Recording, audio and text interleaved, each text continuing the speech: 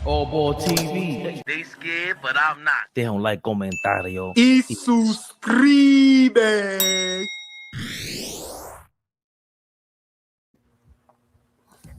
Yeah.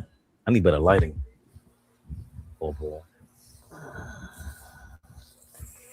How we feeling? Honestly, He said, why, Fabian? Why you blaming me? He probably would never play the Hornets on that. Joel, we hate watch anyone who want the Knicks. And what AllBall said, we hate watch the Knicks too sometimes. Listen, man, we love basketball, man. We try to do this for a living. I keep telling y'all, help us quit our jobs, and I will sit on here with y'all and watch basketball and cover games all day, every day. Come on now. But is it a hate watch party? Hell yeah. The Miami Heat playing. I can't stand the Heat. If you're a Knicks fan, you know Miami Heat, Boston Celtics, Indiana Pacers.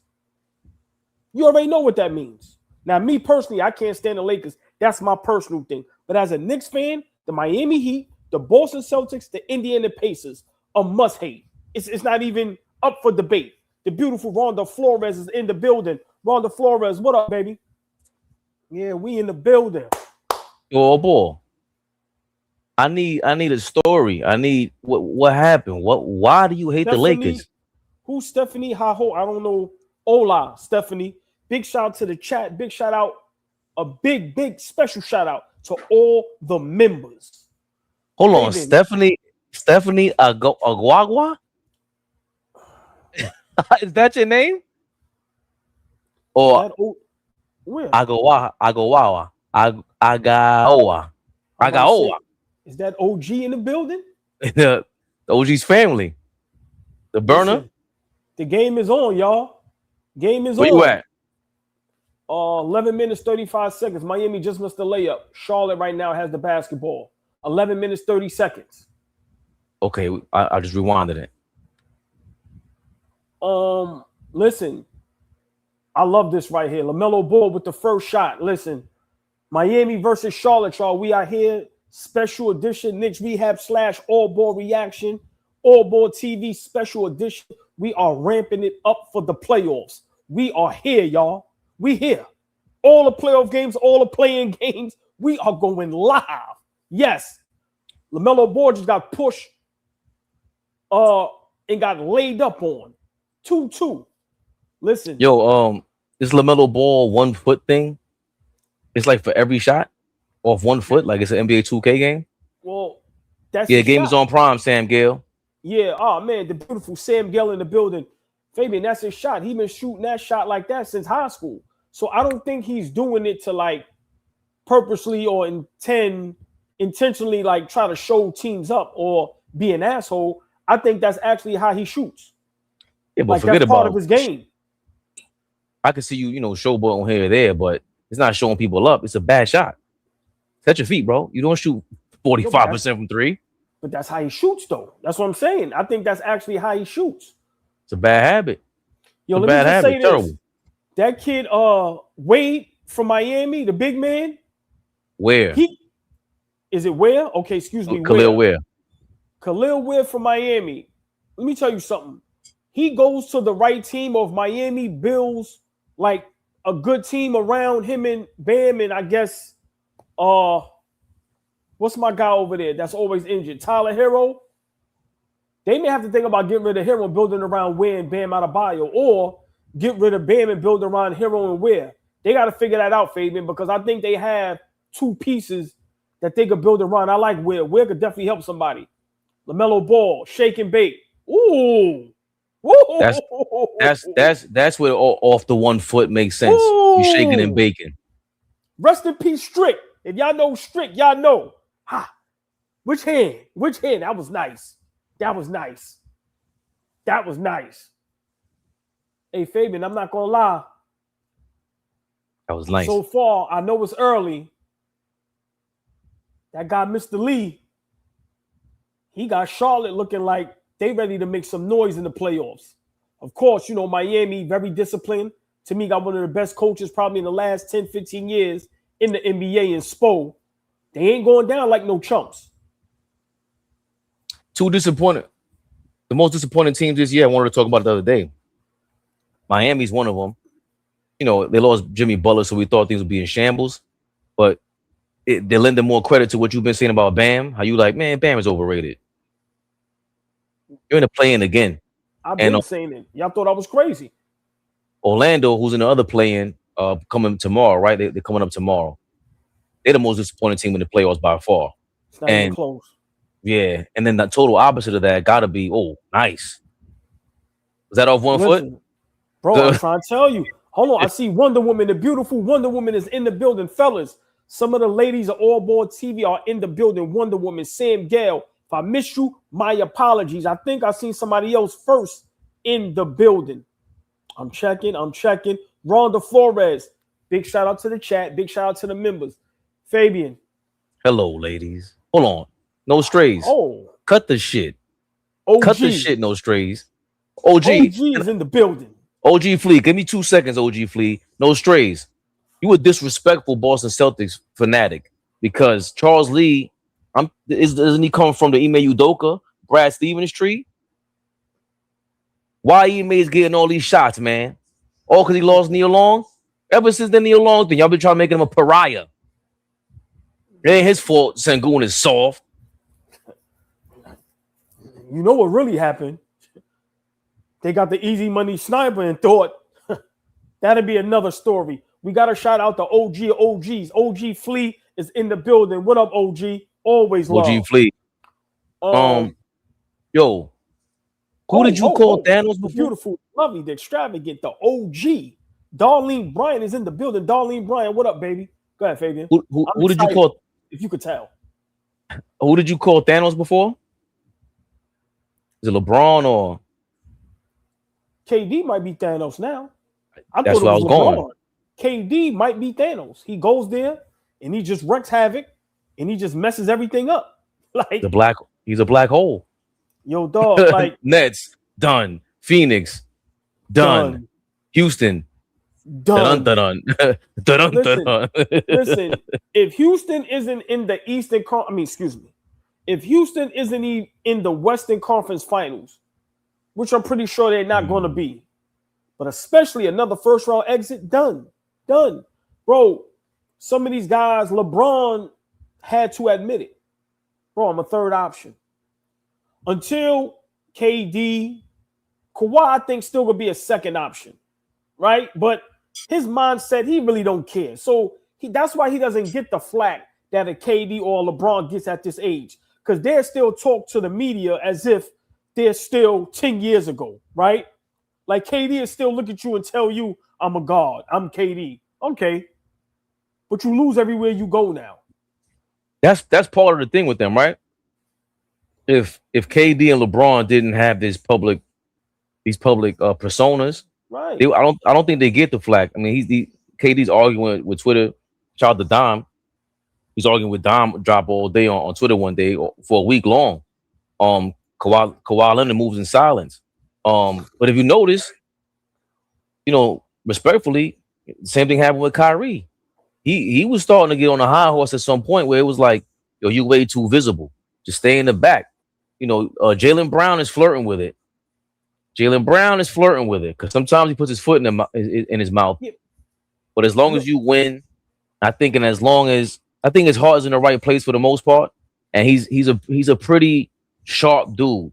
But you want a slippery slope when you just keep talking to the public about things that are polarizing.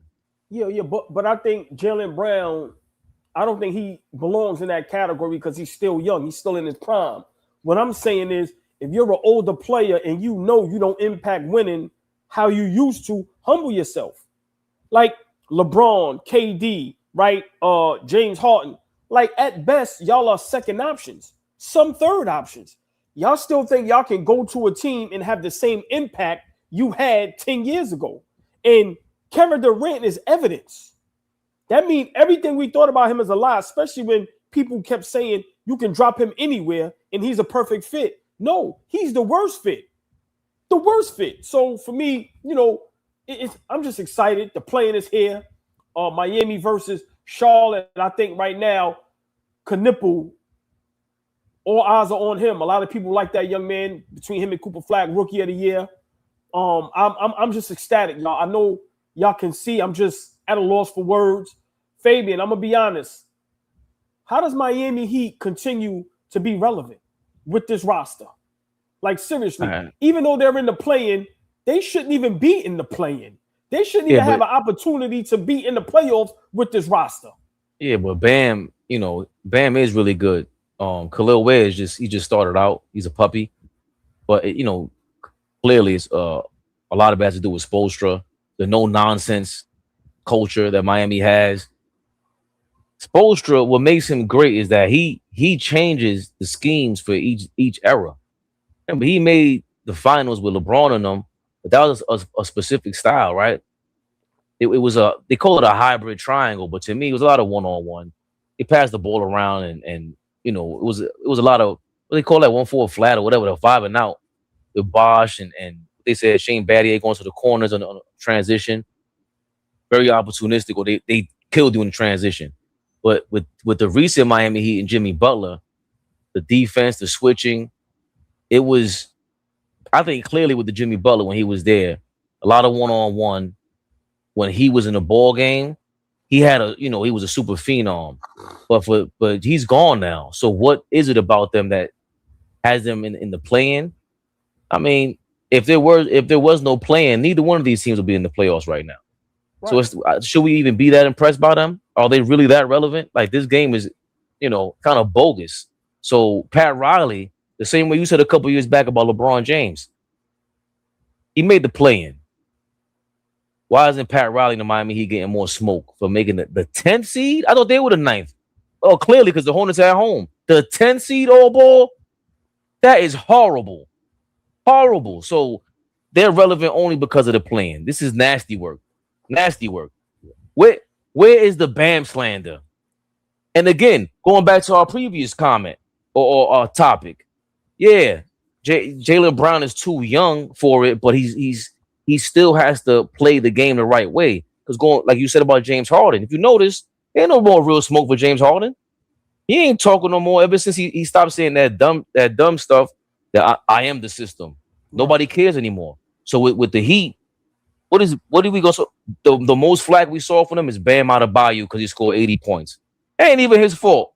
So what you gonna do? Miss the free throws? And that's the most slander that he's gotten all year long. And he scored 80. So they don't get enough slander, bro. The Miami Heat. What are you thinking? Like, shouldn't they be talked about? Like, this is not really a success? I've been saying it. And remember, people thought I was crazy. I said this last season. I said this 2 seasons ago. Like, Pat Riley deserves a lot of smoke. Like, for one, Miami, great city, great weather. Why you can't get nobody down there? Why you can't make a big trade? Why is it no players thirsty to go to Miami? Then look at Jimmy Butler left. Now, we know Jimmy Butler has his ways, but look at all that he did for y'all after the LeBron D. Wade era, right? Y'all made 2 finals with Jimmy Butler, multiple conference finals, right? So, listen, for Miami to basically not be in the playoffs, because that's all this playing is, helping bums get in the playoffs, right? Listen, man, you're 100% correct. I've been saying it. Bam Adebayo, good player, but I don't know if he's a guy you build a team around. And once again, I don't even think he's a second option. Like, so for even Miami to make that mistake and have a team built around a Bam Adebayo is insane. I don't understand. I don't understand how they get away with what they get away with. Like you said, to go from LeBron and D Wade and winning multiple championships and being relevant to going, with Jimmy Butler being relevant, right? Having multiple success in the playoffs, 2 finals appearances, and now just being a joke. Pat Riley deserves a lot of smoke. We laugh about all these other GMs, but what the hell are you doing over there, Pat Riley? Are you running a ship too tight to where you can't get nobody to come down there and play for you? Because let's be realistic. Bam Adebayo being your best player, this is what it looks like. Playing one of the worst teams in the East. And then, a big shout out to the chat. Hold on. I just seen them in here. Hold on. Is it Abraham? I think it's Ibrahim. He got like two eyes in there. Big shout out Ibrahim. He like, yo, Spo and them is beefing with Ware. They didn't even want to start Ware. Like, how do you have a problem with a 7-footer that can defend and can stretch the floor and shoot the three? So it goes to show you that right now the Miami Heat are not clicking on all cylinders, and they need to come along with the times because they can easily turn into the Washington Wizards. Like, seriously. So I agree with you, Fabian. I don't think that's too far. Okay. The Wizards had up until this point no culture. I think Kel'el Ware. I like the coach giving them pushback. Hold on. Let's be realistic. If the Wizards are semi-healthy next season, which is a big if, they have Trae Young and Anthony Davis. That makes them better than Miami next season. Whether we want to like that or not, they still got young talent over there. I'm just saying, when I say the Wizards, I'm just saying talent-wise. Of course, organization and how it's ran is totally different. I'm saying talent-wise, if you lose Ware because of how you acting and treating him, and you're stuck with Bam and Tyler Herro, bro, eventually Tyler Herro's out of there. And then how you going to be looking? Pat Riley need to figure this thing out. Well, at what point, like, I like that you saying that they're how close they are to the Wizards in terms of talent. All this stuff about Flea was flaming me, everybody was flaming me about Bam when they made the finals, and I said, how good is he that he can't even make a 14-footer in the finals? He can't get Joker to come out and defend him. What are we talking about right now? So ever since then, we've been saying what's going on here. Tyler Herro, how long of a leash is he gonna get in terms of us talking about him like he's some Dundada? That Austin Reeves, the battle of the white boy, Austin Reeves is way more vanilla R&B than Tyler Herro. Tyler Herro puts on a good act. He got the whole Malibu Most Wanted look down back. But Austin Reeves put the headband on. He takes it. What's the movie with Will Ferrell with the headband? He's playing basketball. Yeah, I don't know. I know what you're talking about. I don't know the name of it. I know exactly what you're talking about. Which one? No, it's not Fast and Furious. Will Ferrell's not in that. I know what you're talking about, though. But no. You make a great point. Like, this love for Tyler Herro is insane. And like you said, he's injury prone, but he's semi-pro. Yes. Semi-pro. Yeah. Tyler Herro fell all the way off the map. And it was so much promise for him. Fabian, you're 100% correct. The Miami Heat is flying under the radar as far as just fell off the map. Was he on the map? Yeah. At one point, listen, I'm not saying he was a top 10 player, but at one point, Tyler Herro was making noise in the NBA as far as being a good guard, and they thought he would be a piece that would help the Miami Heat be a good basketball team. Correct. And remember, he was injured for a while. I'm just saying he has some moments where you go, oh, nah, he can play. But now, like you said, where's the smoke for him? Where? All of them. And the thing with Ware and Spoelstra, I gotta disagree with y'all. We talked about that with JJ Redick pushing back on the Lakers, and no matter where we stand right now, they made the playoffs.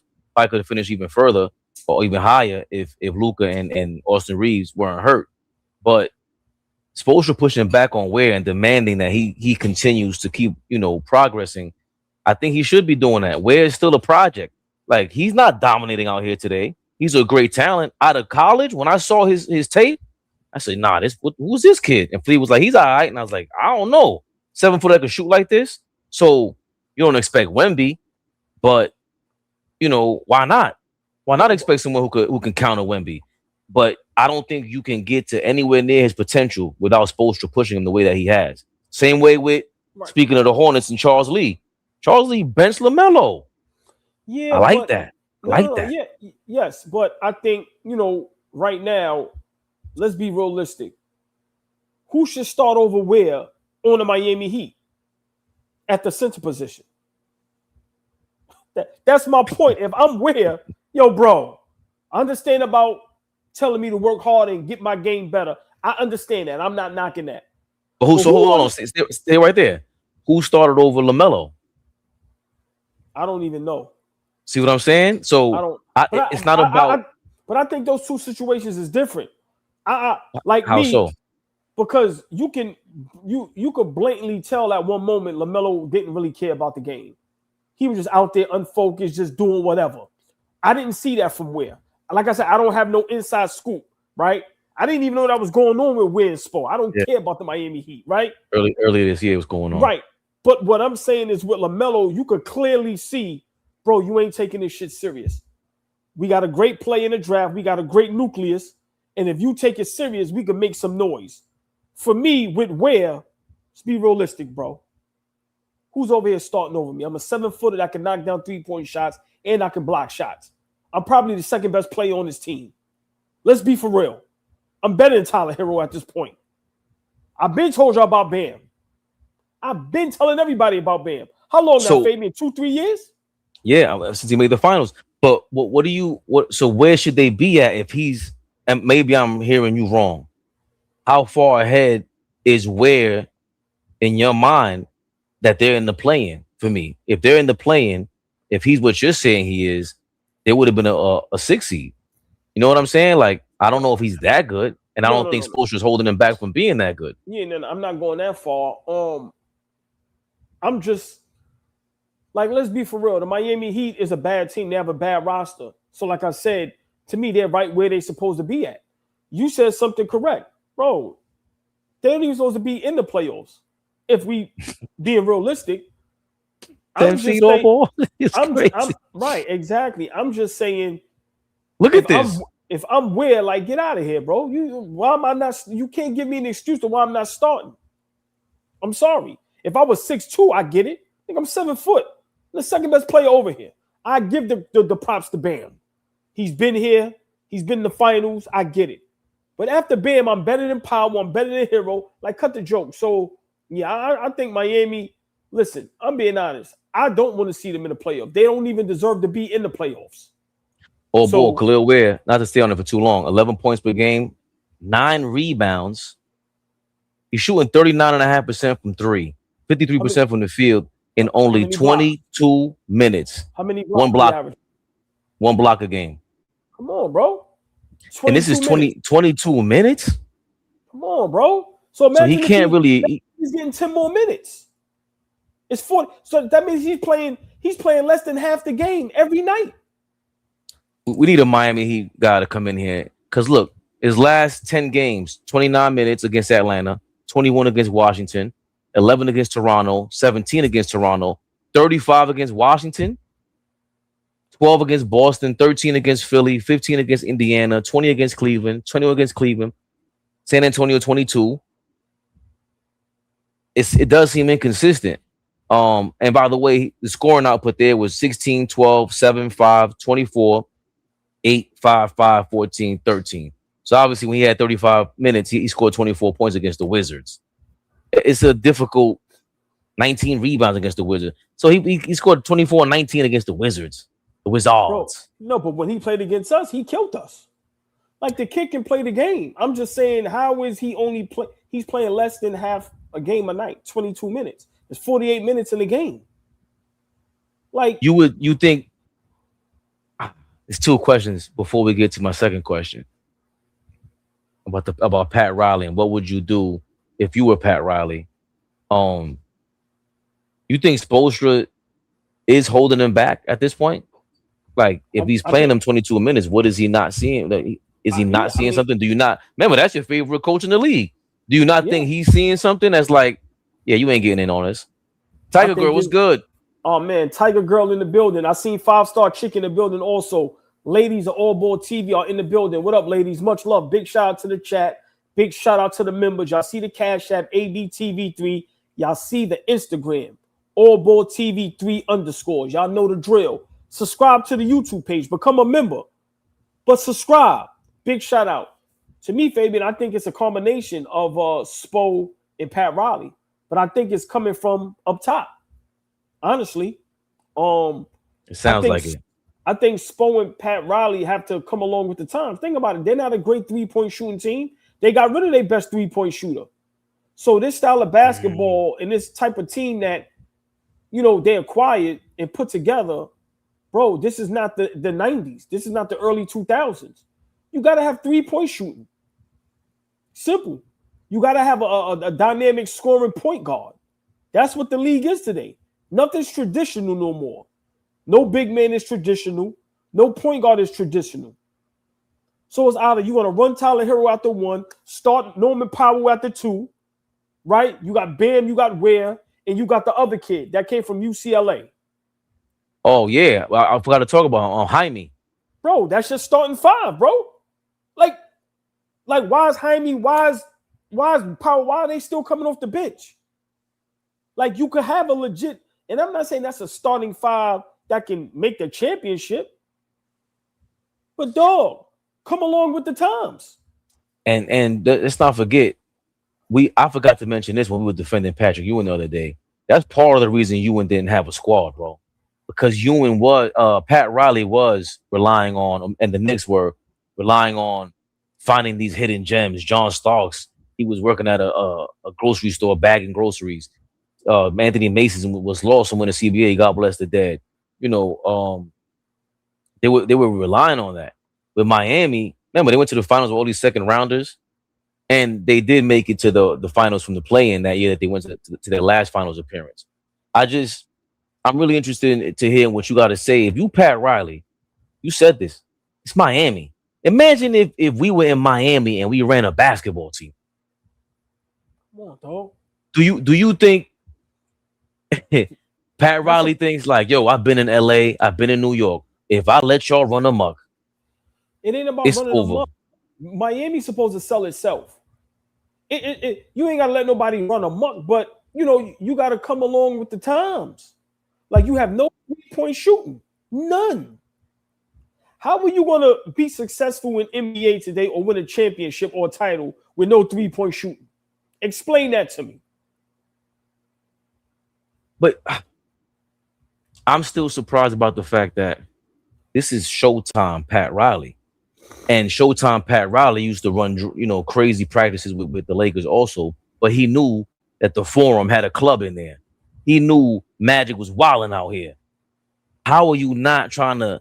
I mean, Miami has a bunch of clubs. He's the man out there. All right, cool. How are we not making Miami attractive? It's Miami. They don't have nothing that's popping. Any sports team, really, ever. Yeah, nobody cares about trash, that shit. The Dolphins trash. The Marlins trash. Flea, what up? What's good, y'all? Yeah. So hold on. I don't know. I like when Flea makes an appearance like that. Come on, man. He sounds too big Flea. Never the little one. Never. Ray, what up, baby? OG, Never. What up? Let's go, y'all. Never. What's good? Trapped in the 90s. What up? Never. Marcus Blackman. What up? Family. What up? East Blue Drew. What up? It's Fleecy, nigga. Peace to the chat. What up, y'all? What we got going? There he goes. The veteran that admitted they got punked all ball, getting his shit smacked at the 3. What count y'all got? 30 and a half seconds. 30 and a half seconds, 26. Brand Williams got shit blocked. Okay, I'm just a slightly bit ahead. Okay, Bam. Mr. 83. Mr. 83. Come join us, Flea. I rewinded it back to catch up with AllBall. Got you. I'll pause. They just inbounded. Miami did. Rhonda, what up, baby? Ronda. Y'all get kisses and stuff. Are you rooting for the Hornets on the low? Kick goat. I just like the way they play. I would much rather see them in the playoffs. Yeah, we can't watch the 10th seeded Miami Heat. Curtis, what up? They're not exciting whatsoever. Ray, get your ass out of here, Ray. No, stay in here, Ray, and piss Flea off, please. Nah, I love Ray. You know I love Ray. The biggest OG. My daddy, yo, what up, baby? Official. Will the Thrill. Leonardo DiCaprio was crazy. Leonardo DiCaprio was fire. She don't like that. She hates on that one. She don't like that one. Darlene B, what up? She hates it. She hates it because she loves it. Nah, that's fine. Nervely, she hates it because she loves it. Loves it. That's the bottom line. Struggling in the first quarter. Watermelons is good for your complexion, baby. You eat watermelons, you start looking like this, nigga. Knipple struggling in that first quarter. I think he like 0 for 5 from 3. Where y'all at right now? Just ended. First quarter just ended. Okay, I'm a little behind. Knipple. Here goes Masha. Thank you for your $4.99. He said, "Oh boy, I heard you popping shit this morning. Cade had a lot of games sitting second halves because of blowouts. Cade should be first team. Jalen Brunson is third." Masha, women lie, men lie. AllBall definitely lies. Numbers don't. I just compared numbers. That's all I did. Hey, Flea, Third All NBA is crazy. A lot of people got their panties in a bunch. All I did was compare the numbers ESPN had up there. I'm not ESPN. You had a nigga summon me. I mind my business on shit like that. I love my OG gets in that bag. But he always tell Flea, mind your business. I was minding my business. And the nigga called me out. Said, Flea said this and that. I said, oh, okay. All I did was Google one person's numbers and another person's numbers. Heard you. And Flea, all I'm saying is, if one person is supposed to be the best player in the NBA, not the second, not the third, not the fourth, not the fifth. He's the best player in the NBA. If he should win MVP, that means he's the best player in the NBA at the moment. Am I correct? I mean, he was in contention for sure. He didn't get hurt. He was definitely in contention. Just saying. The bigger, the stronger guard only averages 3. I ain't gonna sit up here and argue with my brother, man. Let's have a good time, Fabian. You have cash ads. Brother, I'm not gonna argue with you about that in front of Pistons fans. That's gonna fuck their head up a little bit. They're gonna feel like they got an ally over here. No, we could do that privately. We could do that somewhere else. No, I will argue it. No, but see, that's why when you look at things from a literal standpoint, people ain't gonna like it. See, Flea, I'm the type, if a person tell me, yeah, so-so is way better. Okay, cool. One average is 24, one average is 26. One average is 7 assists, one average is 10 assists. One average is 5 rebounds, the other average is 3.5. One has way more pressure. Way more. One had a down season. One, this is his best season. Make it make sense. That's all I'm saying. My last shit better than your first shit. Look at Flea. Mo, what up, Mo? Leave it alone, man. Yes, I do. Yes, I do. 5-star chick. If you need an answer to that flat out question, yes, I do. Yes, I do. All I said was, yes, I have no problem with Cade being an MVP candidate. I have no problem. All I'm saying is, but if we're going by the numbers, why isn't Brunson a candidate? I'm not saying he needs to be top 5. Yeah, but I mean, because that goes along with what your team is doing too. And far too many times you came up here and wasn't pleased with the Knicks. Right. But we weren't pleased with how we was playing as a whole. Correct. And Brunson, to his credit, will tell us, yo, I had a down year. I didn't have an equal year that I've had in terms of impact. We still right where we are, but it didn't hit the same like we've felt like it's hit over the last couple of seasons. Just I don't know. Right. I don't know what it was, but it just didn't hit the same. But Brunson still had a great season. I'm good with my guy. I don't want to swap niggas. Stay over there. You over there. I'm just saying. Can I ask you this, Flea? Had Cade's year this year, was it better than any of Brunson's years before this one with the Knicks? I mean, OG go by the numbers, right? We go by Hold on.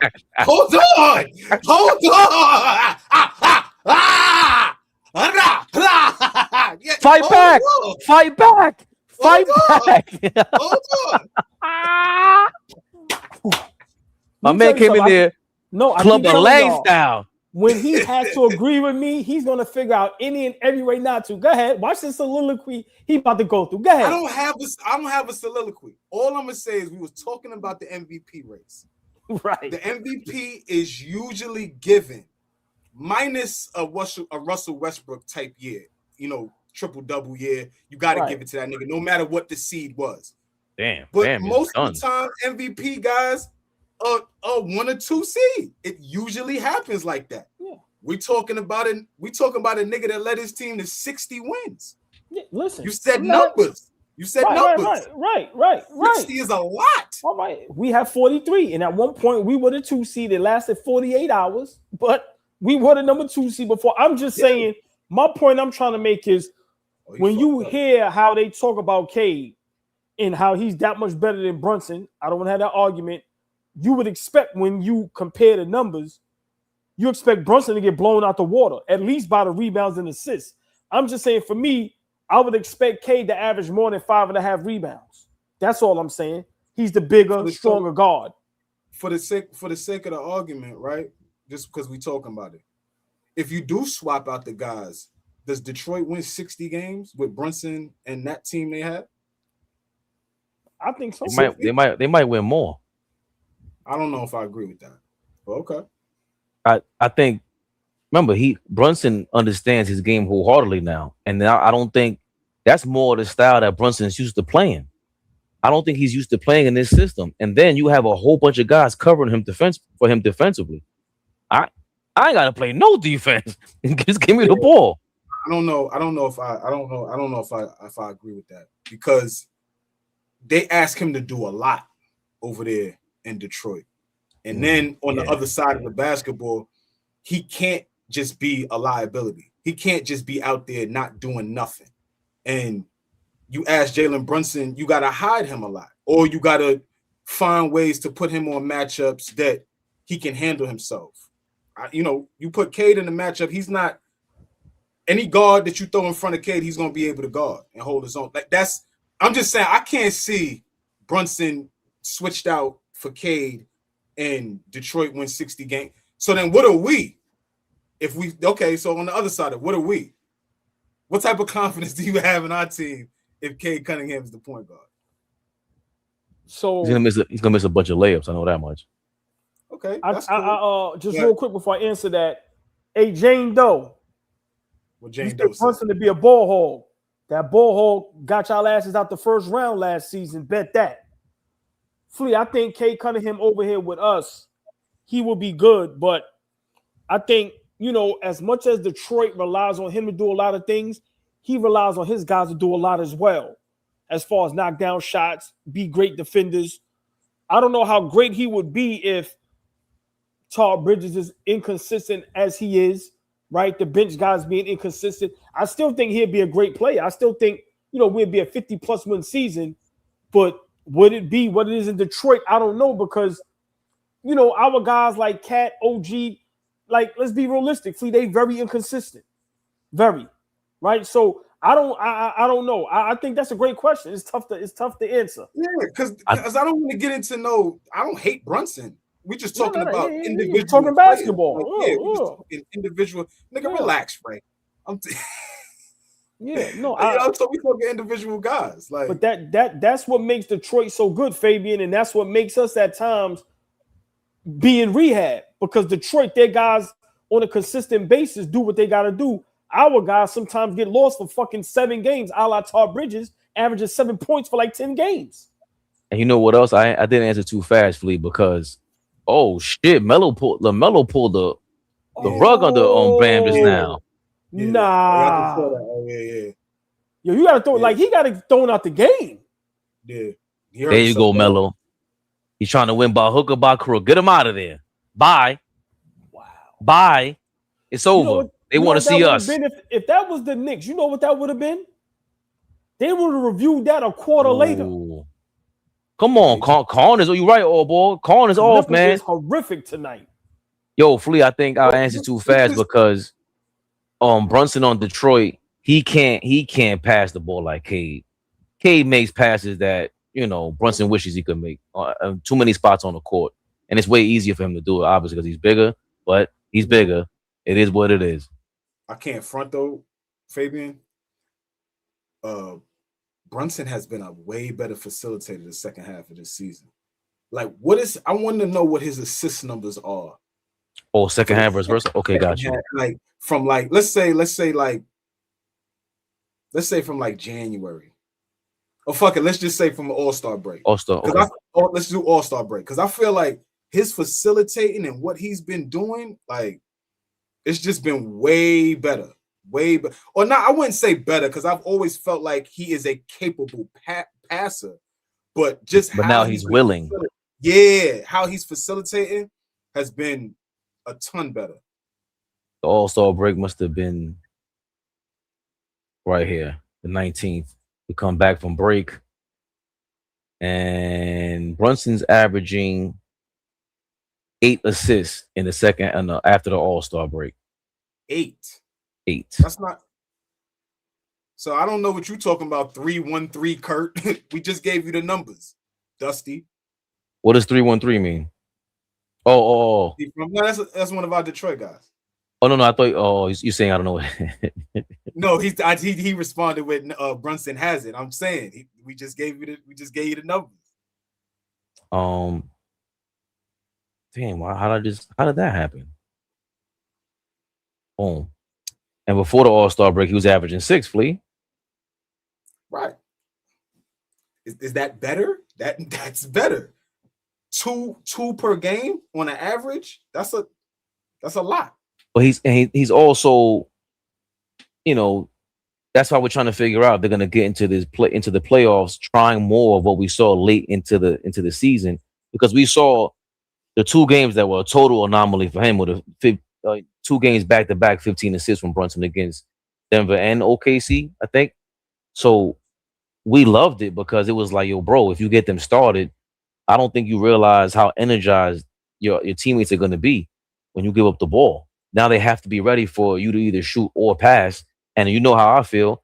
Anyone in the half court, any player, the more spots you can pass and shoot from in the half court, clearly you're a better offensive player than most. But it just puts you at a different level, especially when you're willing to pass. Mm-hmm. And that's what we've been wanting. We've been wanting him to throw more lobs to Mitchell Robinson. We've been wanting him to get into his 2-man game with Cat. He's obviously always looking to get Josh Hart involved, but now with Bridges getting that, getting the monkey off his back a little bit and getting back to playing with confidence, find him, right? So he's always going to be able to get to his buckets. You're always going to look up in the box score, and if Jalen Brunson is having a good shooting night, he always going to be at that 25 to 28 point mark. He always going to be somewhere around there. But when you start looking at the box score, or just flat out just looking at the game, I want to see and feel that Cat has been effective in the game because Brunson is doing his job.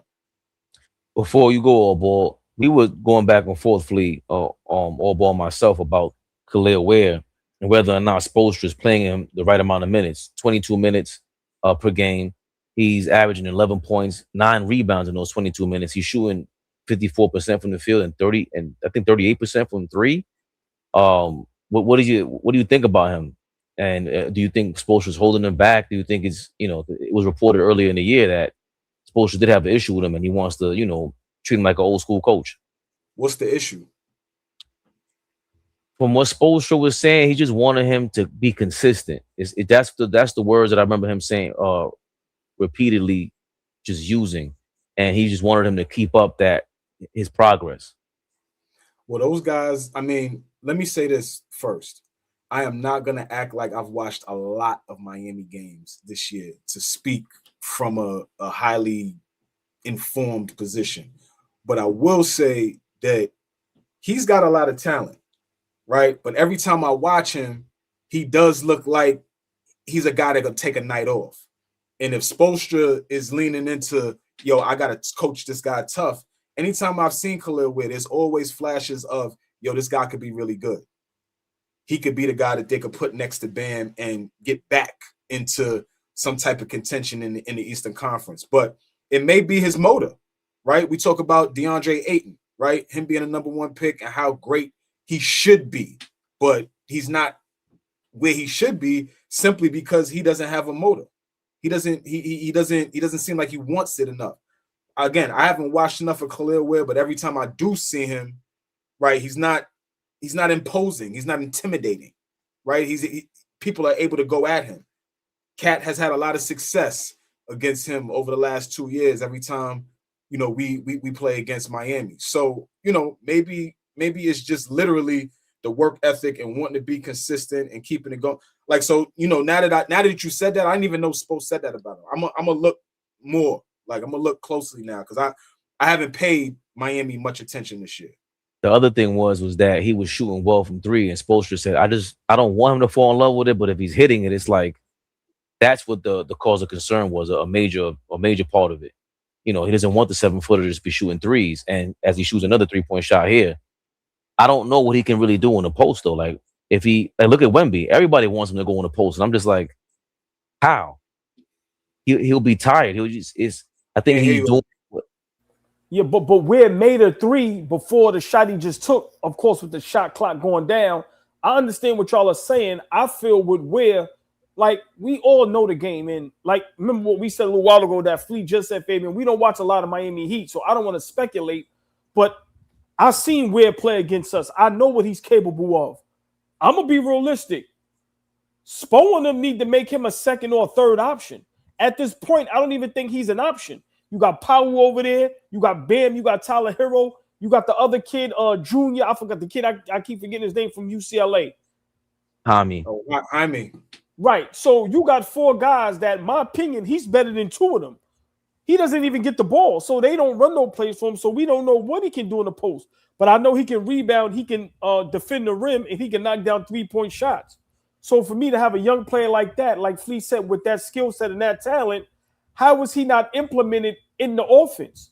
I think Spo and Pat treat this situation wrong. Yeah, me too. That's a fact. All I see this nigga doing is shooting threes. That's a fact. Like at least if you don't even develop or you're not willing to go to the elbows, like at least get closer to the rim. You 7 feet.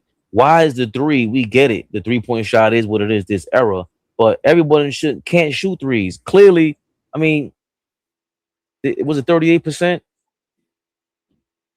Yeah, it was for the year he's shooting a little way shooting 39.5%. So he's shooting. Damn, that's a lot. 39.5% is ill. But Fabian, how many threes is he averaging per game? 3 in 19 minutes. I mean 22 minutes. That ain't really nothing. I mean, only shoot 3 threes a game to us now. But to compare, if you shot one less 3 and then now you're not getting as many free throws. How many free throws is he averaging? But he's taking 1. He's taking 3 threes a game and only 8 shots. Half his shots are threes. Right, and he's 1 free throw a game. Fleet. That's Mikal Bridges numbers. Like you can't have 1 free throw a game. Yeah, that says something about him. So now I see what Spo basically saying. Listen, bro, we need you to get in the paint, get to the free throw line, and be a big man, not be a 2 guard at 7 foot. So I understand from that standpoint. So he Miles Turner. Nah, he's worse than Miles Turner. He's worse. If it's like that, Miles Turner put you in the post at least and get to the free throw line. How many blocks a game he averaged? 1. At least Miles Turner's going to protect the rim. Yeah, he averages 1 a game, and that's he just tried to go in the post. Now they didn't give him the ball, but I think even that's the thing. Like you go in the post, can you pass out of the post? Like what? You don't have to just be a post up shooter, a scorer. It's the fact that you can make plays from the post. Or you a post up playmaker. Look, and he had who's James on the Hornets? He's built like a damn truck. But they didn't give him the ball. It's like this is my opinion. I'm not trying to defend him. He definitely, like Fleet said, needs to work on his game because he can drift. But nobody's giving him the ball over there. I think, like I said, I don't even think he's an option on the offensive end. So that's why when he gets the ball, he's letting it go. And it just happens to be from 3. He just had his man sealed. Right? Yeah, Tyler 2 Herro. seconds. You got to give him the ball down there. Tyler Herro, Fleet, we all play the game. You could tell how somebody dribbling the ball, they ain't thinking about giving you the ball out there. Yeah, they're trying to get what he did, right? Yeah. So he just rotated out the paint and got out the way. They have to make him an option. I'm sorry, but that's the other thing you saying, AllBall. Who's the one that runs the Miami offense? Like Norman Powell's a shooter. It has to be Tyler Herro. It has to be Tyler Herro, and he's a gunner. He's a gunner, bro. But that's fine. That's what the NBA like for me. Fleet. This is what I said about the Miami Heat. I think Spo, and I think it's coming from up top, right? I don't want to not blame Spo. He definitely gets blamed, but I think Pat Riley is that guy that he watches above like a hawk, right? And I think he's kind of telling Spo what to do. My thing is this: why isn't Powell and the kid from UCLA, why are they not starting? Why isn't Wiggins coming off the bench.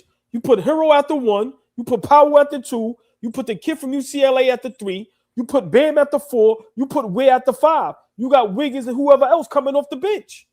They don't have no three-point shooting. I just think Pat Riley has them constructed as if it's the 90s or the 2000s. And I just think he has to come along with the times. But for me, bro, you can't put that on Riles and then tell me Spo is the best coach in the league and is the guy that's really in charge. Like, if it's still Riles, then what the fuck are you doing, Spo? Get up out of there. Come somewhere else. If you that talented of a coach and you still letting Riley do this, like, nah, hell no. Riley is not a guy. I don't think he's still watching basketball regularly. I don't think he ain't watching that shit at all. He's not in the trenches of it. So I don't even know if we need to even be giving Riles that much credit. Like, he's really doing something over there. Like, for me, I'm looking at it from Spo, what the fuck are you doing? Right? Because now over the last, what is this now? A year or two? When did 2 seasons ago, I think, right? When did Jimmy get out of there? When did Jimmy get out of there? Last 2023 was last last summer. Yeah, you're right. Last trade deadline. No, it was last trade deadline. The summer before was when he said, when they announced the whole separation, like, yo, we're done with him. Right. And so, I mean, maybe we going too fast. Maybe he need a second to get this thing together. But if you got guys, if you got talent that you could put out there and muster up wins, I would do it. Why are you holding these guys back? There is a culture, right? So I can understand why he's pushing Kel'el Ware, right? It's the Miami way, right? The Heat way, or whatever that term is, right? So I understand why he may be putting pressure on that young fella, but you got talented guys over there. Tyler Herro was an all-star. Norman Powell just get in this year? Wasn't he an all-star? Or am I bugging? He got there. He played enough games. Did he get a selection? He was an all-star, but remember, it was because someone else either didn't play because of injury. But yeah, he got there. Bam has been a perennial, like, he's got talented guys. You got to put this shit together, Spo. Yeah. I mean, I think they're winding up. You know, they're about to wheel and deal and go get something.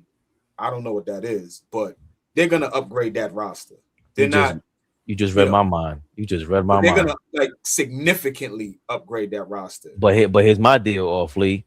When Pat Riley first got to Miami, he was able to trade Glenn Rice for Alonzo Mourning, able to get Tim Hardaway, right? These things kind of not fell on his lap, but he really, he worked that, but he had a piece in Glenn Rice. A couple years later, you were able to draft D-Wade. That means you sucked at some point. You traded for Lamar Odom. So now, Caron Butler, you had talent ready-made to go get the Shaq. A couple years later, you got D-Wade still there. You were able to finagle something with LeBron until, and D-Wade decided to go to Miami, possibly because of James Dolan.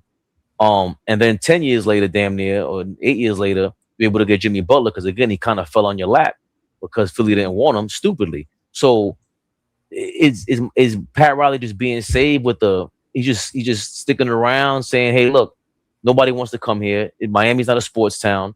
I'm just going to get whatever comes here. And until then, we're going to just hover around the AC and the play-in. Like, is Pat Riley a genius, or he's just, being a hard ass? Like, he really wants to be a billionaire and just run the team like a Wall Street real Gordon Gekko. I don't know. I don't say I'm not impressed by not getting Shaq and getting LeBron and getting Jimmy Butler. I can't say I'm not impressed by that. You have finals appearances and championships the last 25 years. But at the same time, if I'm a Miami Heat fan, why did you trade for Wiggins? Out of all people, you had Jimmy Butler in the summertime. That was a bad trade. You could have sold high on Jimmy Butler if you really Gordon Gekko. Speaking of Heine. Man, niggas ain't want that nigga Jimmy Butler. He lucky he got something for him. Niggas ain't want that nigga, man. Sorry. I used to give Jimmy Butler so much praise. Listen, I forgot that nigga still in the league, man. He just made a post talk about stay tuned, like he might come and play in the play-in tomorrow night. He tore his knee up. But he's doing bad right now. Damn. But he sold him too late. Is what I'm saying. Oh boy, he sold. Chris Dragnet said Butler is bad goods. I mean, they were competitive with him last year, but Golden State was till Steph Curry got hurt. But I'm saying you still sold Jimmy Butler. You traded him way too late. You could have traded him way before that when y'all was beefing. They were beefing for a long time. So, for a while. But that was the time. That would have been the Pat Riley move. They're like, yo, you know what? You out of here. And all because Jimmy Butler said he wanted out. You didn't want to give him what he wanted, but then you lose what you wanted, which is another great player to come in there to Miami and restart something. Maybe a Kevin Durant before he went to Phoenix. Yeah, amazement is questionable right now for Bam's return. I'm pretty sure we'll get word probably at halftime, but right now Bam is questionable to return to the game tonight. Man, that's a tough move, LaMelo. The Hornets are working on being the most annoying team in the league, though, along with being fun. But LaMelo to trip up or Bam like that is kind of crazy. Like, that was evil. That was insane. Like, for that not to be reviewed, and like you see that, and that's a flagrant too, Flea. Like, I'm sorry. Like, yeah, you can't do that. Yeah, not and it looked intentional, right? You know, sometimes you know the way you fall your head, but it was intentional to grab. Like, that was insane. That was insane. So now you might, even if you Turbo was good, even if you win this game, you might have just cost yourself game one of the next series.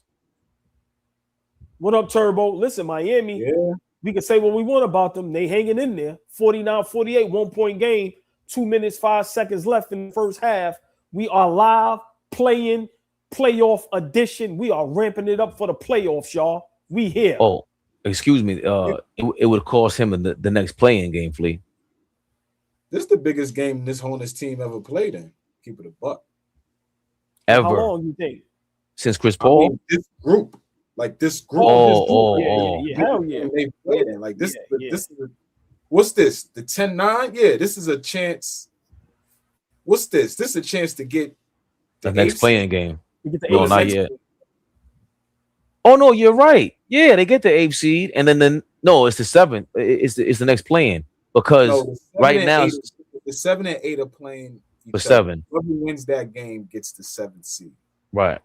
Then they get another opportunity to play the winner of this game.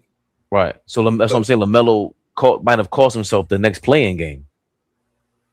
Yeah. If they review, you saying if they review that, right? Like you and look at it like that after the fact. Hell yeah.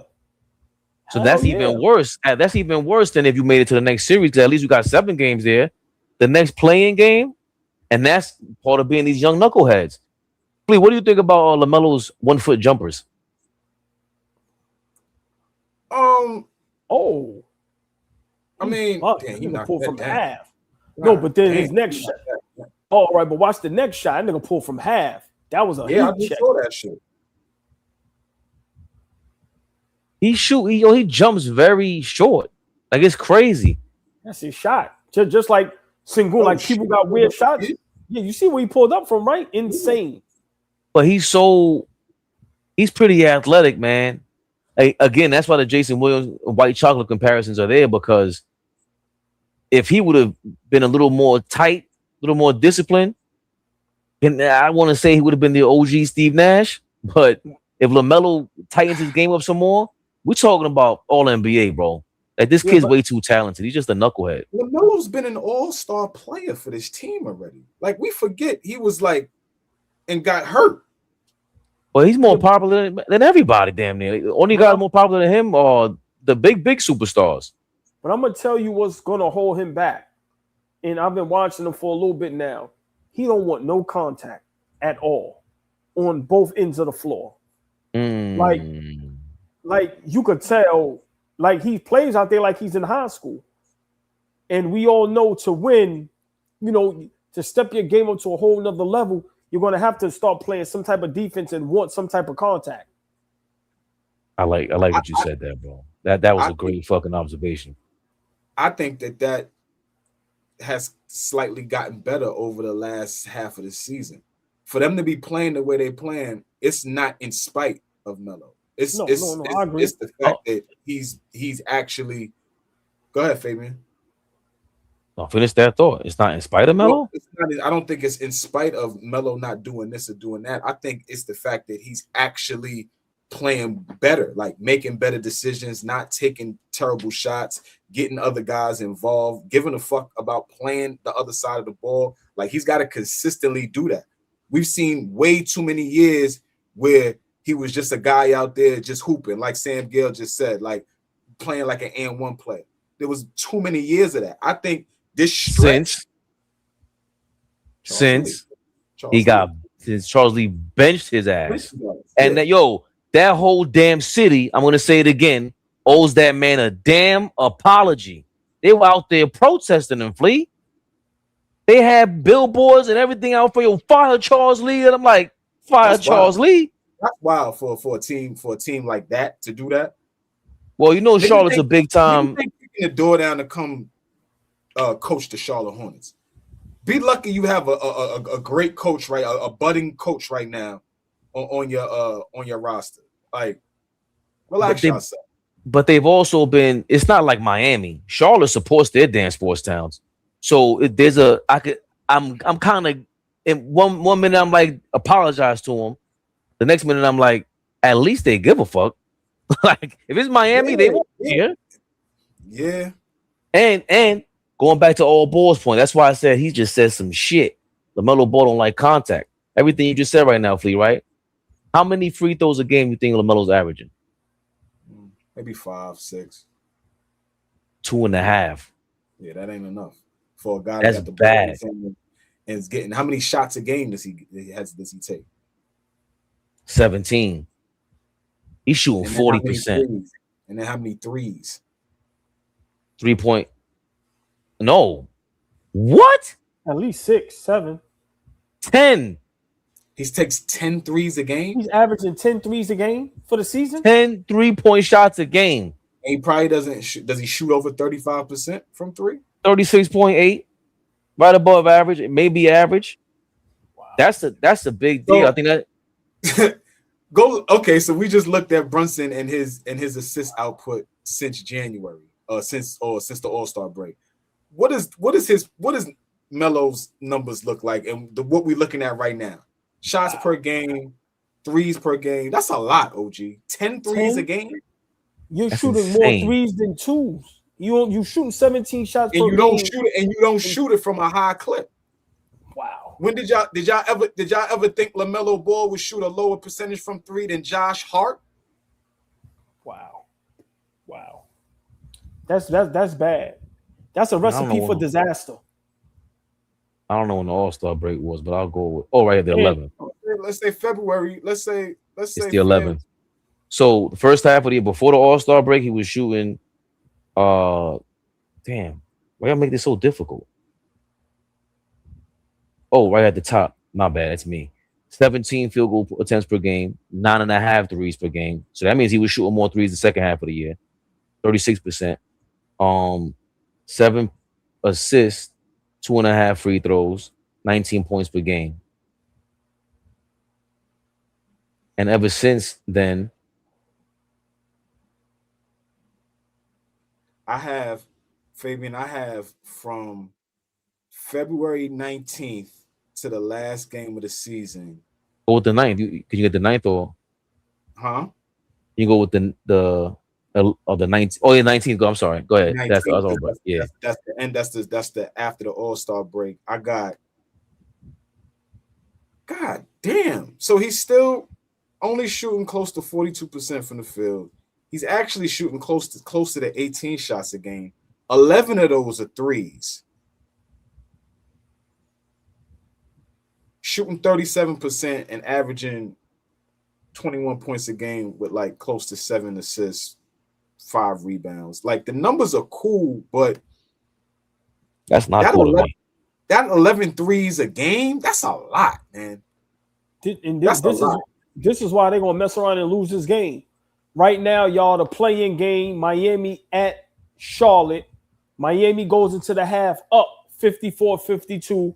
Bam Adebayo left the game with a lower back injury. He's questionable to return.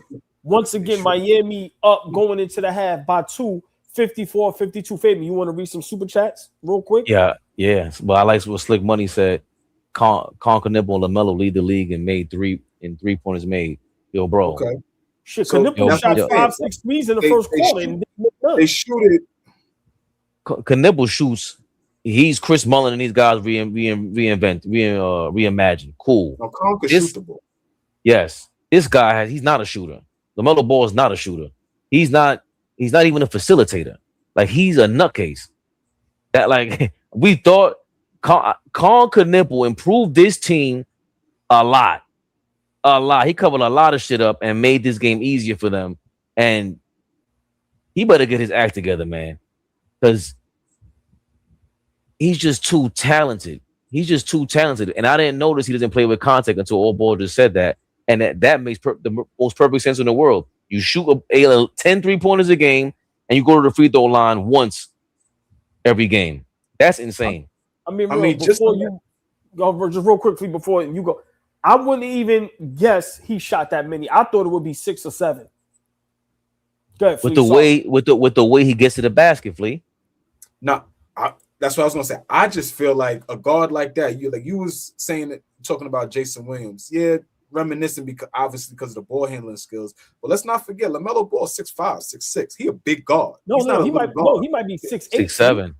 This is what I'm saying. Yeah, he's like a big guard. He's a big guard. So the nerve of you to only be shooting two free throws a game, that means you only get to the line once. Right. What do they say? What they say his height is, Fabian? Remember that's where the whole 6'7" comes from, because he said he's 6'7". But that's what I'm saying, bro. There's no way that you're not getting to the free throw line at least 6 to 8 times a game, especially with your height advantage on other guards. Like, you're quicker, you're more elusive with the basketball, right? You could get into the paint and create for everybody else. That, like, they play great basketball. We don't want to take it away from them how they ended the season, but they could go to another level if he starts worrying about getting into the paint. If he gets into the paint and starts breaking down, how many assists he average, Flea? How many what? How many assists LaMelo averages on the season? Right now, he probably average about 7. 7. Yeah, I was rolling with that. But to me, that's not enough. Like, they need him to average 10 to 11 assists, which he can easily. Watching this game, you got another 20-point scorer sitting right next to you. Brandon Miller averaged 20 a game this year. He got 15 right now. This one saying you got another guy. Not Brandon Miller. What's the other kid over there? The lefty. Bridges. Miles Bridges. He got 15 at that. You got pieces over there. I don't think he needs to be a guy that's averaging 23 a night and taking 18 shots a night. Fabian said it correctly. He should be the taller, new, improved Steve Nash. You have your Stoudemire and all that over there, and your Sean Marion and that over there. You have shooters. You have guys that can fly high and you throw it up there, right? But for me, watching Charlotte versus Miami tonight, this is why they are not a threat. This is exactly why. This is why if they do make that 8th seed and play against Detroit, they're going to get swept. You can tell it's different when you're playing for something. Tonight, they're playing for something, Flynn. You said it. This is the first time this core has played for something. And this is a difference when you're playing 4 out of 7 or you're playing to get into the playoffs. Right now, your team is fully healthy. Bam is out. And you go into the half at home down 2. You're liable to lose this game. So for me, this is why, the playoffs is very different. So everybody that jumps on all these bandwagons, right? A la Charlotte, a la Atlanta. Bro, that shit is a different ball game when you got to play good teams that's been there for the last 3 to 5 seasons. Yes. And now you got to beat them 4 out of 7.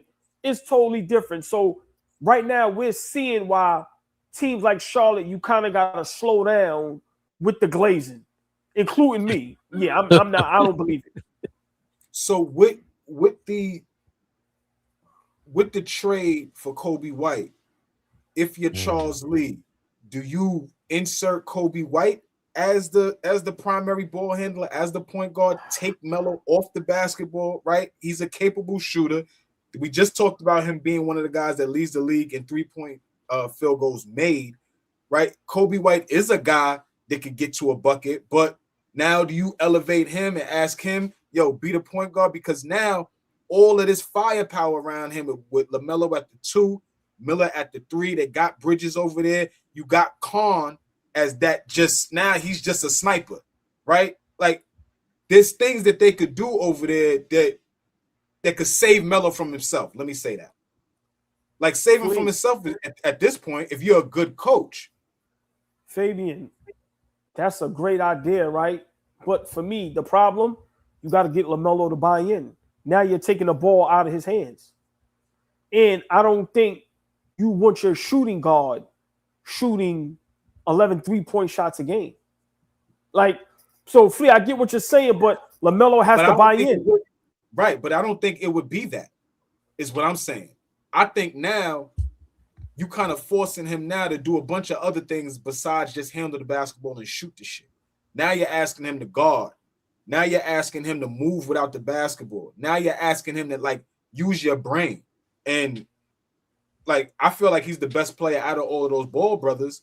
So let's see if you could use your brain, your IQ, and say, oh, okay, what worked for me from high school all the way up into this point? What have I won? Right? What have I won? How have I elevated guys around me, especially with me being a point guard and a primary ball handler?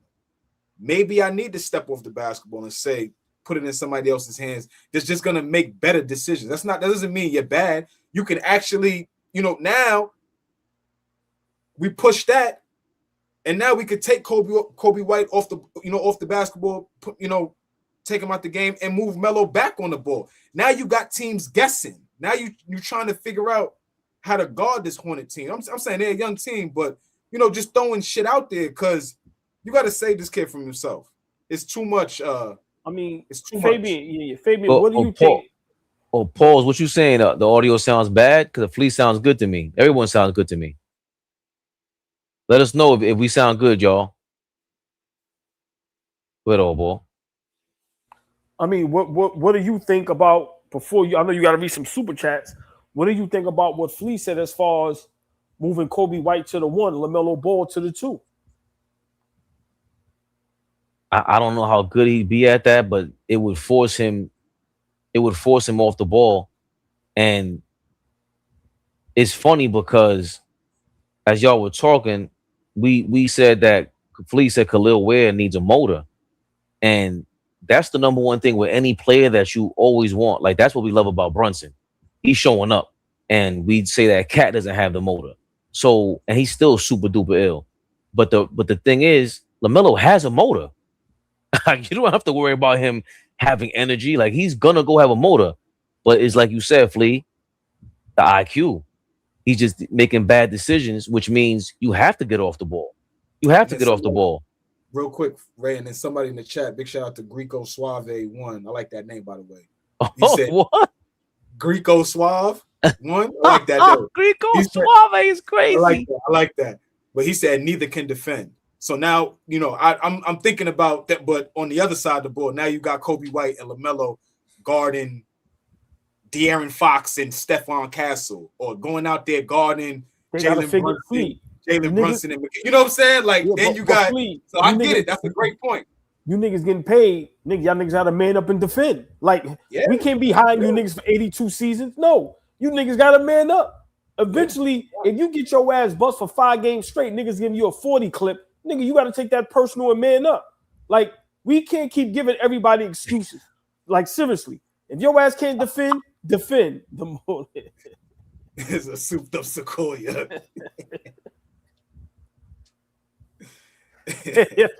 Yo, East Blue Drew is stupid, man. You guys are evil, man. My God. Go ahead, baby. You can read some super chats. Get that out the way. No? Yeah. But I also think with what you're saying, it takes LaMelo off the ball, and I don't mind. Like their best lineup is with the kid. What's the African dude's name? The center. Diabate. It is Diabate. Is the 5 when he's in there? That's their best defensive lineup. But he plays I think 22 minutes a game. But I don't mind them if you said Diabate and they have Coby White and then LaMelo at the 2.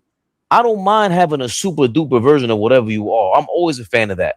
You got to figure out what you can dominate in any sport. Once you have a dominant angle, you build around that. You work with that because that means they cannot stop whatever it is that you got on that court, on that field, whatever the case may be. So I don't mind if Coby White provides them a dominant version of offense.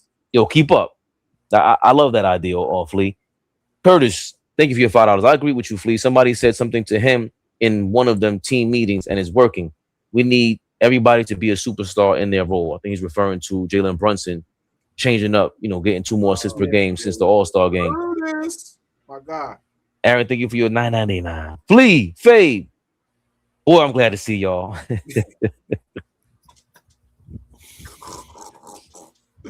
OG could have stayed asleep this morning. He was talking some straight bullshit. Bullish. Thank you for not cursing. Mr. Head, motherfucking head was nappy and all. Nah, I love OG. Fellas, we here. It's playoff time. Let's get it. Aaron, salute, Aaron, brother. Thanks for all the support, man. What's good, Aaron? He could have stayed asleep. This nigga said, stay your ass asleep. Shout out to Ron Lee Kid. He hit up that ABTV3. That's the Cash App. ABTV3. That's the Cash App. He said, "Go New York, go New York, go New York." And I stay Knicks. I say Knicks in 6. Let's go, Knicks. Okay. We heard you, Ronley. Appreciate Ronley. I don't know what side of the world he's on, but he sends that Cash App at 7:00 at night. Don't even matter. Listen, he's more consistent than Tall Bridges. I tell you that much. I'll trade Ronley for Tall Bridges right now. Right now. OG. He's showing up. OG. Talk to me. What does Mikal Bridges need to do to get his name back? I told you, a 20 ball. I said 25, but I said, you know what? He got to get a 20 ball. We're in the playoffs now. It's a different season. What does he need to do in the playoffs to get his? He need to get a 20 ball in a win. 20 ball in a win, he gets his name back. 20 ball in the playoffs to get his. Yes, one game. Right. One game, he can't give us a 20 ball for one game. Okay. Come on, man. Okay. Yeah. We'll see. You see that sucker shit he did the other day to keep his streak going? See, now when you was talking that ball, you and Baldy with that shit, things like that, I'm with y'all. Things like that, I'm with y'all. Things like everybody just sitting down for the last 20 games, I'm with y'all. I'm with y'all because, I'm not gonna lie. He even looked guilty sitting on that bench. He didn't look like he was happy about continuing his streak. I thought you have to play 20 minutes to even consider it a real game. How do you get credit for playing the game if that wouldn't even make the 65 game mark? That's at least play 20 minutes, bro. Expect with the way you've been bumming it up. That shit was so distasteful. Like it hurt my nerves. Hold on, boy. It was classless. Distasteful. Yes, we listen. I did some reading today. Yeah, pull out my big words. Please, distasteful. I like what you did. Nigga, Flea the only one up here think he know big words. Yeah, I like what you did. Hold on, he been going through his synonym book. He been going through his dictionary and thesaurus. Nigga read the thesaurus, the Thanasis. Yo, yeah, man, come on, man. I even done a man on us. Yeah, I gotta ask y'all a question. Watching this game tonight so far, and chat, I would love for y'all to get into this conversation because everybody bought into the Charlotte Hornets hype. Are y'all impressed by the Charlotte Hornets tonight to actually be a threat to anybody they play in the playoffs? No. If they were going to play us or Detroit or whoever? No. I mean, right now, no. Right now, it doesn't look like it looks like beatable. It looks like you can force them. It looks like you can force them to make mistakes. It looks like the stage would be very, very bright for them, just from how they're playing. I know it's a tie game, but I'm just watching them. It doesn't look like they're interested in getting any stops right now. I don't see too much ball movement. When's the last time Cunningham took a shot? He shot a couple shots. He's been bumming it up, Flea. He's been missing. But the last 2 or 3 possessions down, I've watched LaMelo create for himself and nobody else. Oh, right. I got you. I'm sorry. I don't know. I don't know how you're gonna win the playoff series like that. Right. Man, like if they get the 8th seed and play, Detroit was like they getting swept. Like they not. Maybe they may get a game in Charlotte, maybe, but they getting thumped. Let's tell her how it is. That's all we do up here. Everybody got overhyped over Charlotte. Are they a fun team to watch? Yes. But they have no chance against Detroit if that's who they're going to play if they get into the playoffs. Let's cut the jokes. They are not impressive. They look like a young team. And if the game is called correctly, LaMelo Ball shouldn't even be playing right now. Let's be for real. You know where I'm going with this. If this was a real Pat Riley team, if this was a real 90s-esque DNA, there should be. I don't know. Challenge that. That's a good block. Oh, they called it a foul? The basketball before he shot. How many? All right. And he's doing that stupid Tinkerbell jump shot. I hate that jump. This little Tinkerbell jump shot he be doing. Davion Mitchell was a dog. I ain't gonna even. I love his mindset. Look, listen, Baylor. I love that kid since he won the chip at Baylor, nigga. He won a national championship, player of the year. I love him coming out of college. That kid. That's not Brad Stevens. Who was coaching him? Baylor. Scott Drew. I'm surprised somebody ain't clothesline LaMelo Ball yet though. Me too. No, because that's evil. But it's not. It's today is a different day, man. Like, of course, 10, 15 years ago, he ain't even have to do that to Bam. Just his playing style, he would have got clotheslined already, right? But, but once again, I guarantee you, if this was the Knicks, that play would have been reviewed, and whoever done that, they would have been kicked out already. That was a bad play. I like LaMelo. I love watching him play, but that was wrong. That was wrong, and you have to be fair. Like, come on now. That was bad, and it looked intentional, whether he want to try to defend himself or not. And Bam's a good dude too, right? And it don't matter. Meaning he could have if he wasn't really hurt, he could have popped up and went up in your shit, right? Like easily, and would have been justified for anybody that understands what time it is. Like he'd have been very well justified to just run up in his shit real quick. So yeah, you're right, Mo. That was like what Embiid did. That was what Embiid did to Mitchell Robinson, and nobody did nothing. Yeah, this shit is I remember that. This shit is insane. That's why sometimes with a lot of these teams, you got to question the brotherhood, man. Like on here, Draymond, dirty ass, done that shit a billion times, right? Billion times. He ran behind your man, and he basically put him in the figure four. He choked him out. Go Bird. Bro, he ran up like if it was a real street fight. What's worse like that? I'm trying to think. He snuffed somebody on the court. He stepped on your man's chest and catapulted off of him. He kicks dudes in the nuts. The nigga went like this and then kicked Steven.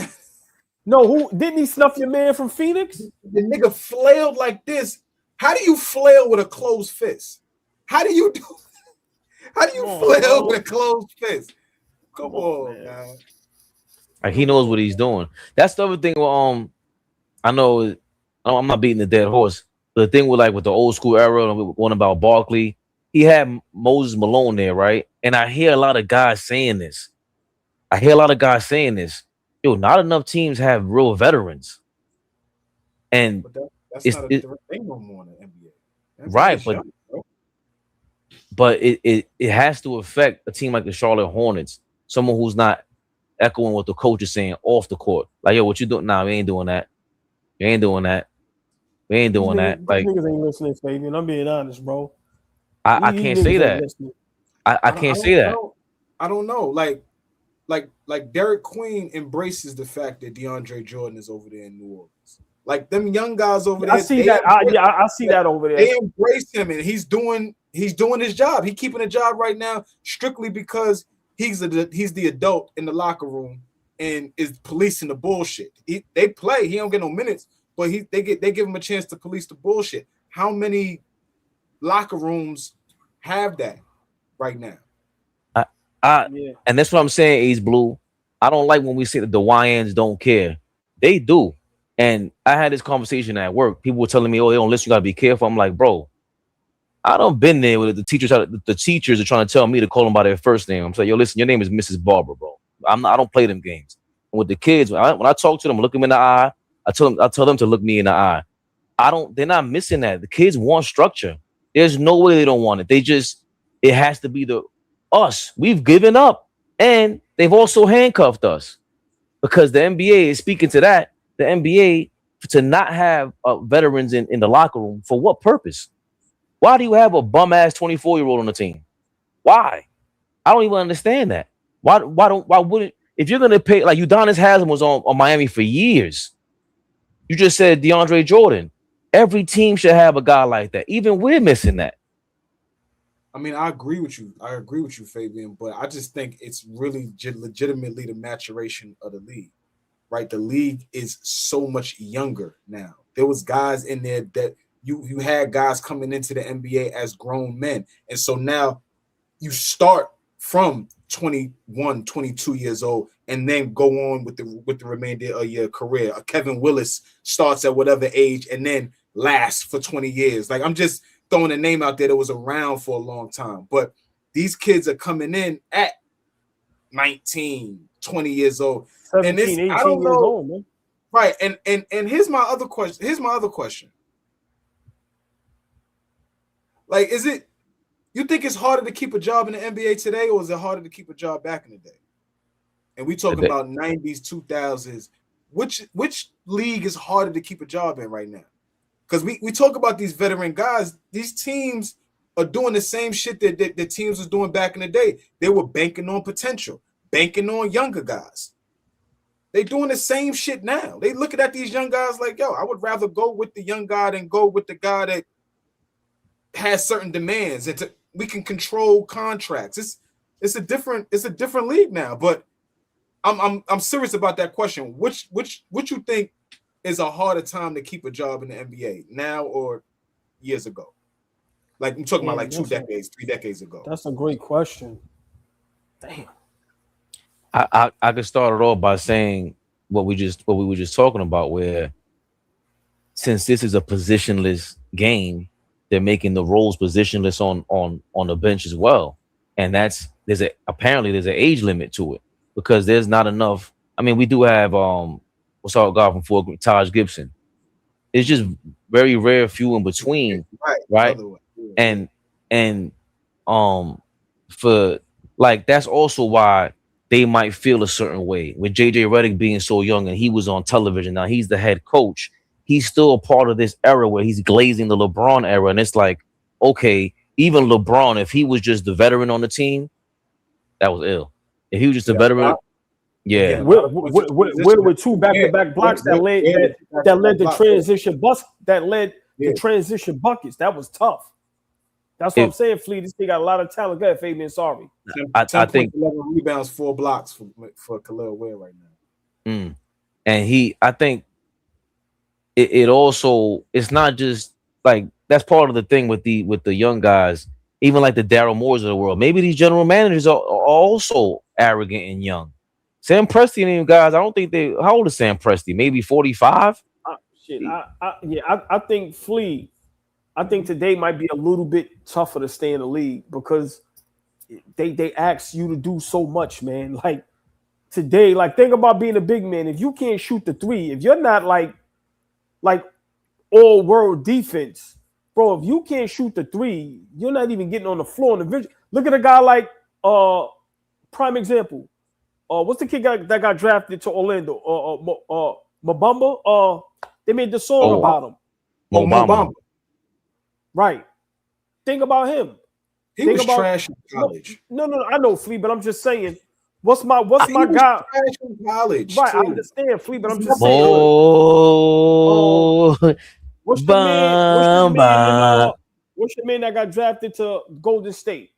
Wiseman, right? I'm just saying. Like these guys are now nowhere to be found. Look at Marvin Bagley, right? Even though he's still in the league, like, so I just feel today, yeah, like these dudes is jammed up. That's a great question, though. I don't know.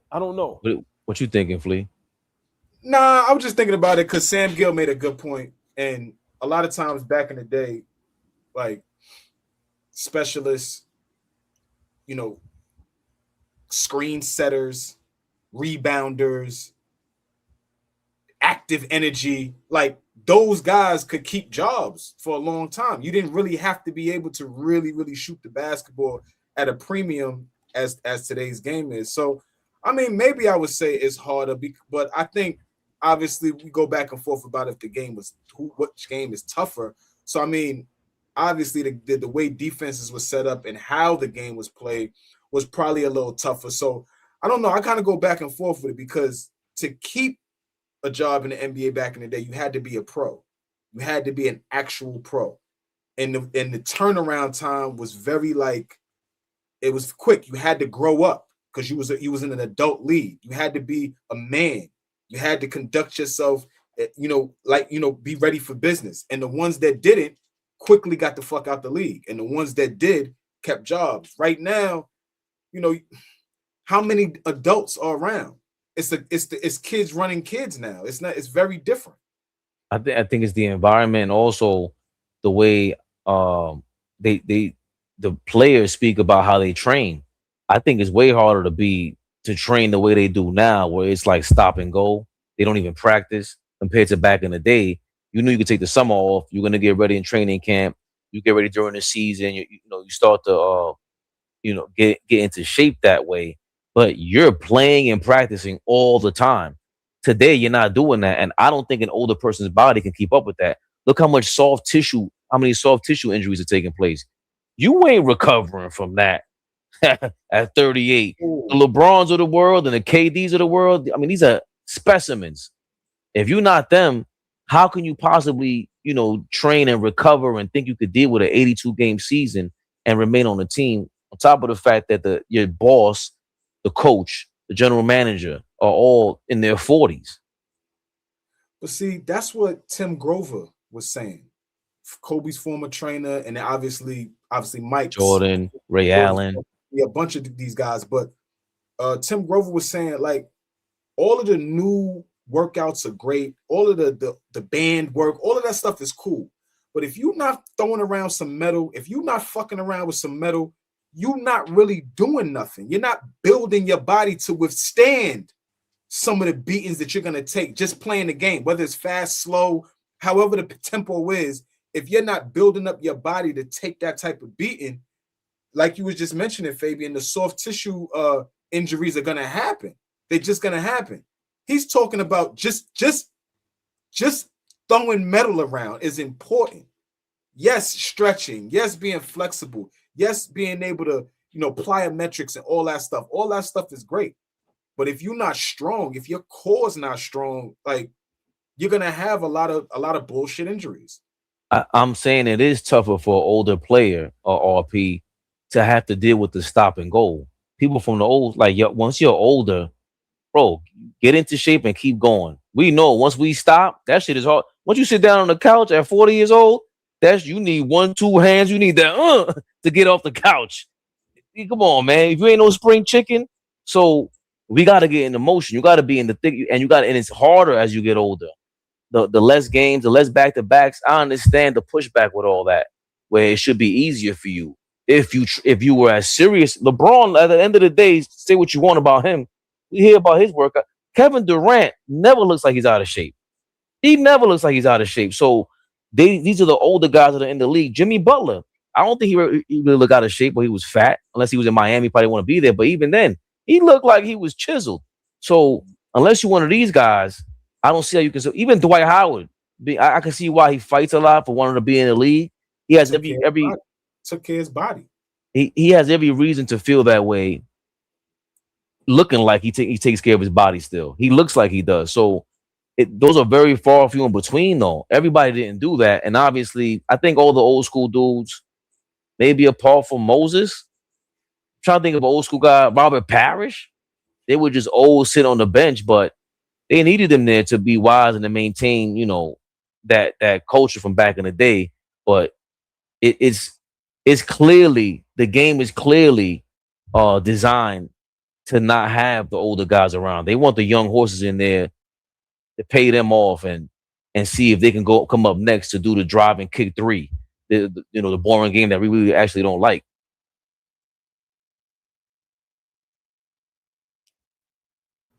That's why these guys want to play 65 games. Because if now you can play 50 games and you ain't got to really worry about working out. Like, these guys just want to play. They don't want to practice. Kenyon Martin broke it down beautifully. I don't always agree with what he says, but when he broke down why he think guys are getting injured, and he showed Russell Westbrook. Remember, I always say this. Russell Westbrook goes 100 miles per hour. He's not only in shape. When Kenyon Martin showed what Russell Westbrook working out, he was lifting weights. He implemented everything. These guys are going vegan. They're doing Pilates, and they're doing band and stretching. They're lifting no weights, and they ain't eating no steak. There are certain things you have to do to build muscle. And I'm not a guy that knows anything about that, but when you read and you hear and see how some of these, my pops told me old school boxers, even if they didn't eat red meat because it's bad for you, they will take your paws and suck the juice from it just to get the protein or whatever it is. The point I'm trying to make is you guys are not in shape. You guys are not physically strong. Come on, like look at a guy like Anthony Davis, bro. He pointed at you by mistake. He's out for a month. Come on, man. Like, so that's core strength, OG. That's core strength, right? Being able to, your body being able to take a beating. And some of these niggas can't take it. At all. Hey, this turned into a good game, man. I got 79, I 74. knew he was gonna miss that. Yeah. It's a goodie. Yeah. I'm a little ahead of y'all. Yeah, because mine's paused a little bit, but I'm at 79, 74, 3 minutes, 50 seconds left. Miami just hit the three. Yeah. I'm at 320 and counting. Shit started to act stupid. I'm being honest. This game right now so far, for me, it's a little embarrassing for the Charlotte Hornets with Bam being out. I'm sorry. I mean, what did I say yesterday though, OG? I was saying that, like, Miami may not be the best team or the best put together of assortment of talent, but your favorite guy spoke on how these niggas ready. You're gonna have them ready to play. If they win or they look what up, they're gonna be ready to play. And they look ready to play, right? Minus their best player. Yo, LaMelo is so slick that it's just disappointing that he's going to get in 2.5 free throws a game, bro. There he goes, your man Coby White. It's a good game. That's why. But what we always say, Charlotte is going to be entertaining. It's going to be fun to watch. And like Flea said, Miami's always going to be prepared. I'm disappointed in Tyler Herro, though. Oh, that was a terrible alley-oop pass. How you miss a wide-open alley-oop pass to Ware like that? That was terrible. Goes back to what we said. Who can get him the ball consistently? Yo, Grant Williams is a bum. He turned the ball over. Rolls into the wrong man's hands. Back-to-back threes from Coby White. The Hawaiian Coby White? Ware love that three-point shot. At least pump fake. Get to the basket. Coby, another one.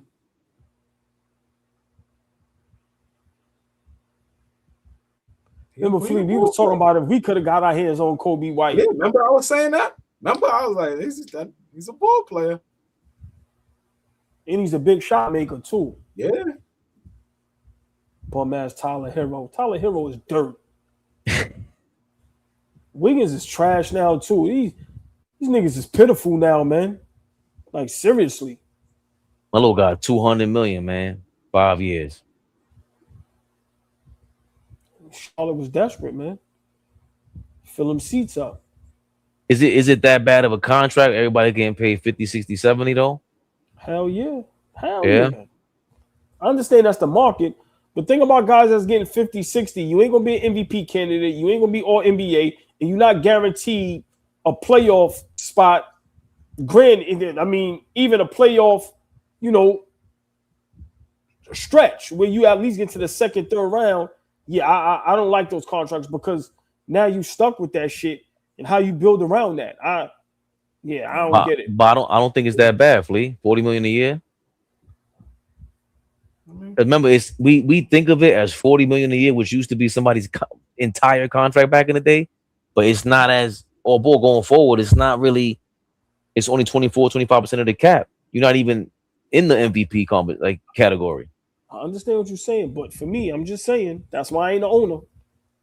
Listen, you can't be owner. You're gonna give everybody $1 million. No. Listen, 50, 60, no. But if we talking 40, listen, bro. Certain players, I'm just not giving that. I just sell a team, bro. Listen, I'm not gonna be giving y'all niggas all this money. We ain't making the playoffs. You niggas ain't all. Yeah, take your team. Go ahead, man. Because I ain't gonna have nobody to play. I'm not paying. How much?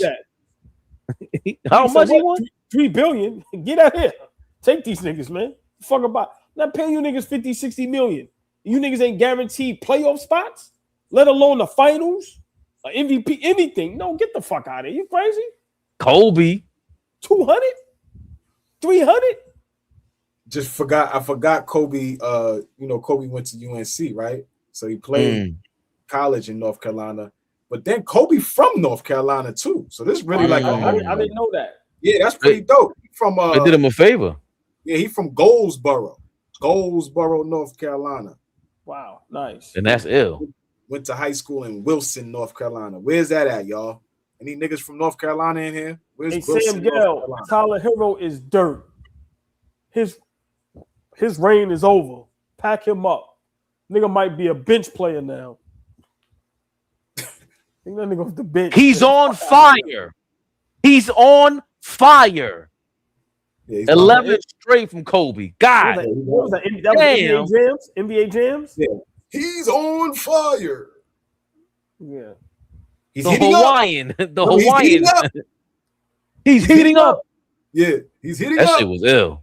Nigga said if I'm the Coby is hitting these shits. Coby is hitting these shits from the motherfucking hash mark. You saw where he hit that one? Yeah. OG Circle Game. Okay, you're not far from Wilson. Okay. Where I got Lenzel at? Zell know where all these spots is at. 10:01. Flea called it at halftime, right? Yo, would you start Coby White? Would you get him on the ball, get him on the court? And all of a sudden, bang, bang, bang. Charlotte looks like they got some momentum going to the fourth quarter. Yeah, it's just terrible possessions about Miami, but they scoring. They playing good defense over there in Charlotte, where Miami is, have the score with the shot clock going down. LB so wavy. Okay, they got a few people in Carolina right now. Carolina blue kicks. I thought about moving to Carolina. A lot of people in Charlotte from New York. Charlotte, I haven't gone. I thought about it. I'm not going to even lie. I said I'm tired of paying $3,000 a month. Word. Then I know somebody that do like real estate out there, and they was like, yo, 15, 1600, you go about 20, 30 minutes out of Charlotte, whatever that is, lit. Look, you see where I'm at, nigga. I'm from New York City, goddammit. Bro, you would be comfortable. That's all I want. Yeah. LB so wavy got some war stories in Charlotte. He said, I'm good on Charlotte. I got bored within 1 year because I did everything. Damn, really?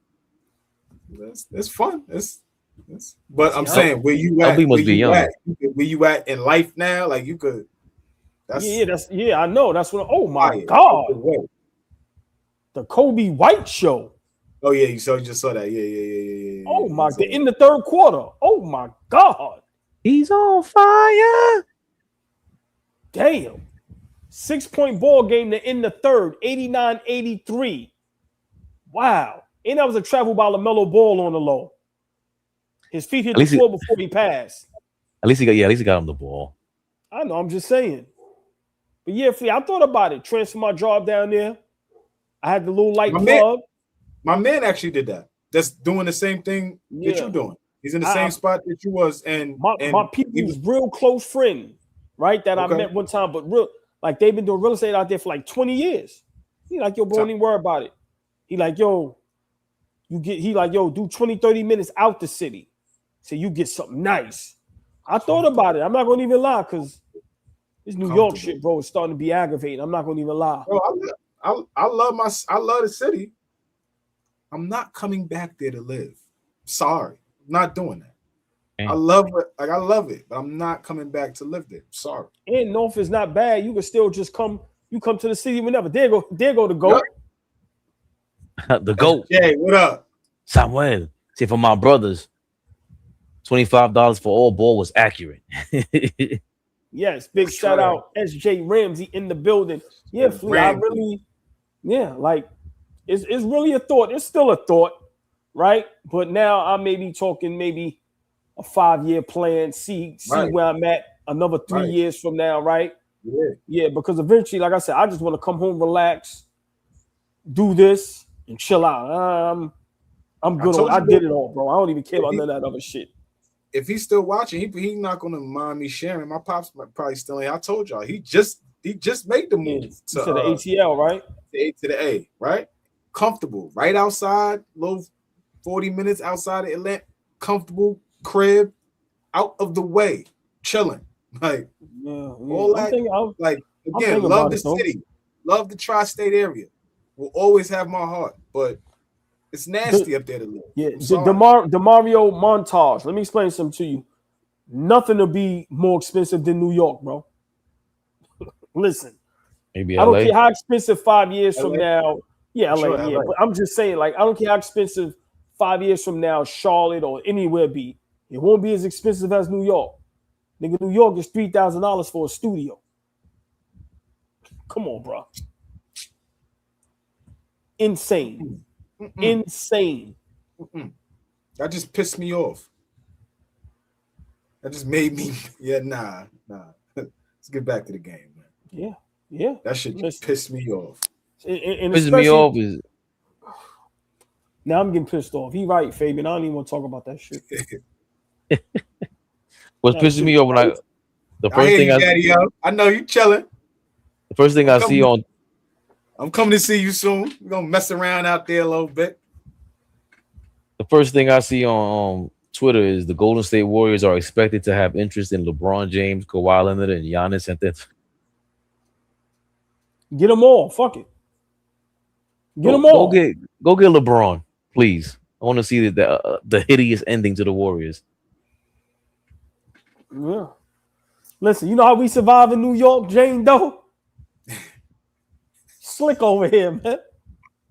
Oh, man. Listen. Yeah, I'm not the only one selling it. Yeah, we slick over here, man. You know what I mean? Cut a corner here, cut a corner there.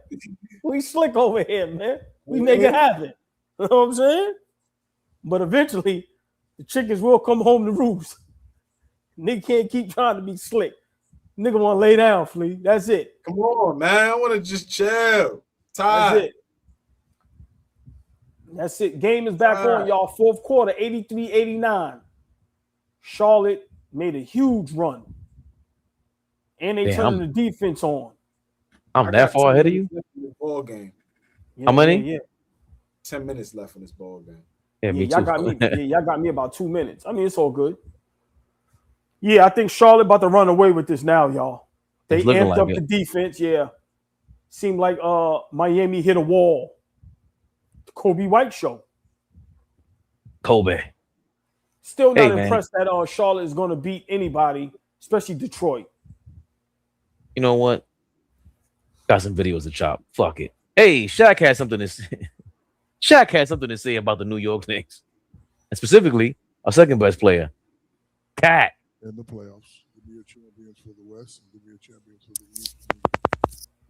I can't hear nothing he's saying. Man, I'm loving what the Spurs are doing. And, you know, they don't have that playoff experience, but sometimes I just see dogs everywhere. Is Wemby ready to take it to the next level? You know, it's like when you played, it was like nobody had ever seen anything like that. Like that athleticism, being able to like get a defensive rebound, bring it up the court like nobody had ever seen anything like that. And with LeBron, something similar, you know, the way that he athletically, like the things that he could do. But Wemby is getting to blocks, the way he's handling the ball, like it's just, I feel like I'm watching somebody do new shit every single time he steps on the court. So I'm really hoping that the Spurs can get on the West. In the East, yeah, you really can't hit Fabian, but hold on, I think I found a better one. Yeah, what happened to my man Norman Powell, man? I thought he'd have a bigger impact tonight, about the man. Knicks. Oh, bad. You know what scares me about the Knicks? I don't know which cat I'm gonna get. I don't know which cat I'm gonna get. Am I gonna get? I agree. Am I gonna get a tiger or am I gonna get a pussy cat? I mean, I'm just, no, seriously. Like, you know, sometimes he plays phenomenal, and other times he's nowhere to be found. And that can't, as you know, that can't happen in the playoffs. If he plays like I know he can play, Yeah, I'm gonna go with the Knicks. But he hasn't shown me that in the past couple of years. So, in the past couple of years. In the past couple of years, Cat's been on one of the last 4 teams standing, whether that's in the Eastern Conference or the Western Conference. Yeah, I agree with Sam Gill too. Cat is low hanging fruit at this point. Like, yeah, it's what the fuck are we talking about? It's getting fatiguing, bro. Like, this is, and Flea, no disrespect, this is why there's no OGs on the roster, bro. Because these niggas don't know how to talk to nobody. And I'm an old head, right?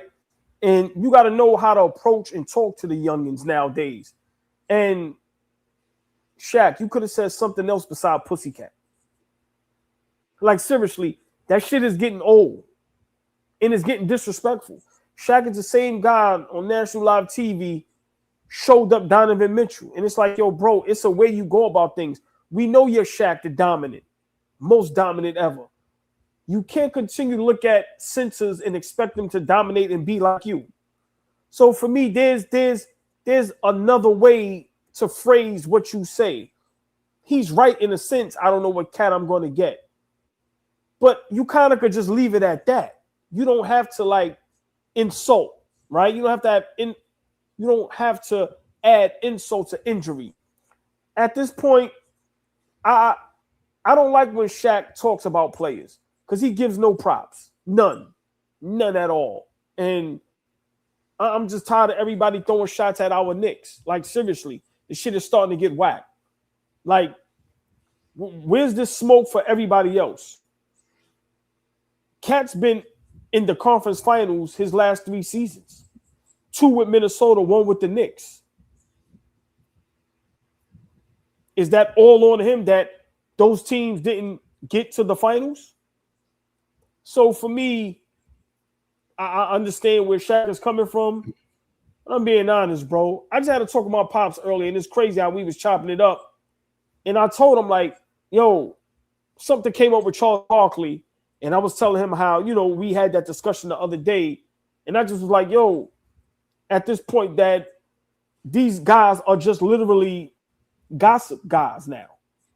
They're not informing you. They're not breaking down game. They're not even watching the game. So it's just sad that at this point, I don't even want to hear these guys unless they're making a joke or being funny because they're not breaking down nothing. They're not doing any of that. And like I said, my last point is Shaq. He's been in the conference finals his last 3 seasons. How long are you going to kick this man down? I think he's second in rebounding this season. He's probably one of the best rebounders, averaging the most double-doubles. He's played some of the best basketball the second half of the season. He's one of the reasons the Knicks are still a 3rd seed in title contention. Like, come on, dog. So how long are y'all going to just expect Knicks fans to hear y'all talk this bullshit? And then you got Joakim Noah up there laughing. You was a Knick. Where's your defense for Cat? Like, come on, bro. Like, so for me, I'm being honest. Shaq don't teach me nothing about basketball at this point. So I don't even care what Shaq says when it comes to the game of basketball. Sorry. Lee, what you thinking? I'm just tired of not. I'm kind of with OG. I'm just tired of not hearing, something that tells us about the game, right? Like it's just entertainment at this point for guys that really don't be watching. Like we literally sitting here watching this game with each other. Like, and not saying that everybody else don't watch, because everybody in the comments is watching too. I just feel like those type of guys, we should put the responsibility on to be able to watch the games too and to speak from a responsible perspective. And a lot of times they don't do that. A lot of times it's just to be entertaining, or it's just to be funny, or it's just to get a moment. And now, you got to respond to just trying to create a moment. What has Cat looked like since the All-Star break? What has Cat looked like since the second half of the season? Like, talk to me about that. You said over the last couple of years. Huh? So again, for me, I've grown to understand who he is. Like, he's exactly who he was as a player. Exactly who he is as a player. Like Shaq was great, but Shaq could have been greater. Shaq is great at what he does with this whole media entertainment thing, but he could be so much better. He chooses not to be. He wanted to be the big fat class clown all the time and be the funny nigga, but try to be tough when he wants to. The act is old for me. And it, like I said, it's very reminiscent of who he was as a player. Real quick, fellas, could have been the greatest of all time, not really caring about the intricacies of we just talked about taking care of your body, right? He was just naturally strong. But imagine you take care of your body, then what? Yeah. You'd be the greatest of all time. So his conversation is it's very reminiscent of his game, just lazy sometimes. Real quick, fellas, Miami up 94-93. We have a ball game. What in the hell? He said, what in the Hebas, Jeebas, Creepers? Yo. Wow.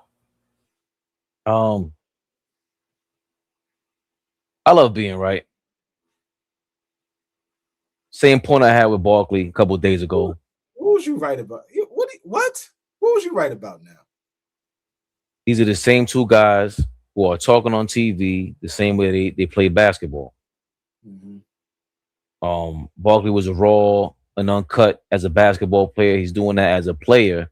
And, these guys acted like they were going to listen to anybody who was on TV when they were 23, 24 years old or 29 years old, millionaires.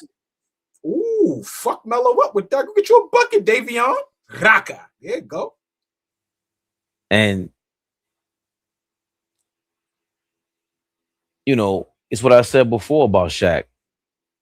So if you're not going to break down the game, which I don't even expect him to, what is he going to talk about? That's it. I don't expect it. You could think I'm lying, RP. So what's the big lie? These guys are on TV talking down to these guys once again, and Shaq did not explain how he was lazy and how he could what Cat is doing resonates with him. Cat could never be on Shaq's level. No. He would have never had the chance to be the greatest of all time. But Shaq did, and he left food on a plate to go eat. And Barkley certainly did. So when they're talking to these players as if they don't know that it was a grind. They don't know that they enjoyed life. They enjoyed the hell out of life. There's no way Michael Jordan, Kobe Bryant, Kareem, Steve Nash, Derrick Rose, a lot of these guys who are nutcases on the court and are basketball nuts, there's no way they enjoyed life the way Shaq and Charles Barkley did. And the reason why they enjoyed life is for the very reason that he's shitting on Cat. Because there was something about you where you would leave something on the table and you weren't always aggressive like that. You just weren't. So it to me, it comes off disingenuous, because if you're not going to break down the game, you can actually break down the game. You don't have to be Tim Legler. You don't have to do what JJ Redick did. But you can sit there and say, yo, Cat, I have been there before. Going into the playoffs, I was the second best player next to D Wade. I had to play second fiddle. With Coby, sometimes I had to be second fiddle. He rescued me, and I had to go out there and give it my all, because if I don't, this guy's showing me up all because he loves to play the game. So if Brunson's out there going all out, if you don't want to be left out, you don't want to be part of these trade rumors, you have to play aggressively. You have to be commanding. You have to demand the ball. And then you explain to him how. And that's a personal conversation, because Shaq's not the only one saying this. He's not the only former player saying this. Yes, well, it's getting this. They've had that though, Fabian. I don't think they have. I don't think any one of these older players are really saying anything but chalkboard. Like, they're giving you these quotes, these Instagram quotes. Bro, speak to them man to man. Yo, Cat, I understand it's frustrating for you. It might be uncomfortable for you, but you got to be able to speak up, because you want the ball in these places. I know what you're going through. Don't let Cat yes you to death. And if he does, say that he's doing that, and stop. Don't call him a pussy, bro. Like, what is that gonna do? So that's the right thing to do. Like, what if somebody did that to you when you were playing? How would you respond? That's not. It's bullying at some point, and we said this a while ago, which is why we let up with the Cat criticism, because it's like, yo, bro, how often are we gonna blame him if the system is not even revolved around him? So how much blame is he going to constantly take? What has Shaq revealed to us that was so breaking that's going to make the Knicks that much better going into the playoffs? Yo, Cat got to play better. Going in and out, AllBall. Yo, Cat got to play better. That's it. That's all I got. He got to be better. Flea, you got to speak better. Okay. What else you got? How do I do that? You know I was about to go in my bag just now. You know what I was about to go into, but go ahead. I don't know. It's all right. We move on. I don't want to move on. I'm way more interested in what you got to say. No, I was going to talk about how I could be better, right? Things that I need to do to be better. You know what I mean? Oh, that's all around. But you could break that down for me. You would actually explain it. Like, in detail, you would detail it. Shaq isn't into that. Shaq is a dickhead. Right. Shaq is a dickhead. Like, that's just what he is. That's just what it is. And I'm tired of y'all giving Charles Barkley passes because he holds on to the old school for you, and Shaq passes because he holds on for the old school for you, bro. Shaq is a gambler. That's what he does. He's gambling on the game. He just says a whole bunch of things. He ain't breaking the game. He does break it down somewhat, but it's very generic. And how are you going to connect with these kids? I would really love to know how Shaq and Charles would believe they would respond to somebody talking to them like that on national TV. Charles Barkley, he's not letting you talk to him like that. Shaq is not letting you talk to him like that. Shaq and Charles Barkley were kind of bugged out. The stuff we hear about Shaq was doing, putting doo-doo in people's sneakers. Come on, man. Like, this is what I'm saying. This is the guys that it's coming from. You guys are the high character guys. Nothing about that was funny either. Niggas was laughing. Oh, I'm like, that's funny. I would have made sure Shaq was scared to death the next day. You crazy? Nah, that's Javaris Crittenton. Don't talk to my man. Where you got to come up with that rebound? Oh, I'm sorry. Go ahead. I'm sorry. No. That's just more important. The game. I was about to take it. Where nostalgic is crazy. Rebound and then you take a bad three on the other end of the floor, like. That's funny. Nostalgic, Nick. That's funny. That's some flea shit. You all right? Yes. You all right? That's what. Thank you, Amazement. That's why I always say, if you can't be a good example, be a horrible warning. Oh, I love that. Well said. Me and my rants. You just covered my rants in 2.5 seconds, Amazement. That's why I always say, if you can't be a good example, be a horrible warning. This is why Kenny is needed on that broadcast between them two. More logic. Kenny be going off the rails a little bit too, though. I'm not gonna lie. It's nostalgic.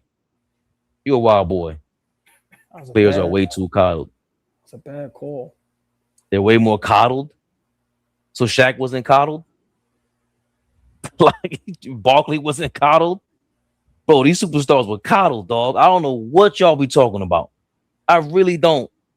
Shaq? We have more access. I'm just saying we have more access to see the coddling now. So that's why you could feel like, okay, these guys are catered to more and more and more. For sure. But don't ever get it fucked up. The superstars back in the day were absolutely coddled. Hell no. Moby on the money.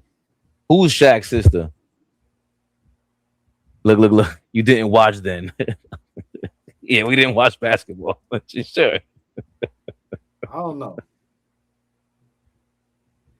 Kenny is the funny Queens dude that brings balance to the telecast.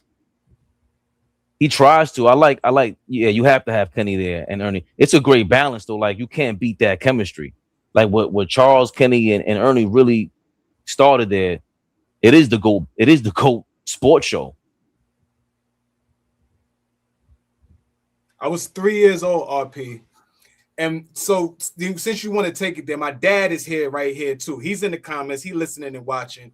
And he could tell you, he had me on his lap right here by the time I was 5. So by the 1992, I was watching basketball intricately, giving a fuck about it. So any more questions? Like it's a part, but that's what I'm saying though too. Like we can't, like that's what I say about Iverson. I've been watching this shit, man, for a long time. I just think superstars sometimes they got to deal with something that evil, like with Coby and like you had to turn down a lot of fun, bro. That shit is way harder to do what Coby and these guys were doing. Derrick Rose and these guys just live in the gym. That shit is hard, and your teammates are going to the club. Yo, come on, bro. Where you going? You going back to the gym, dog? You got the home over here. Knipple and LaMelo Ball is 2 for 19 from 3. Shouldn't have bad. Ooh.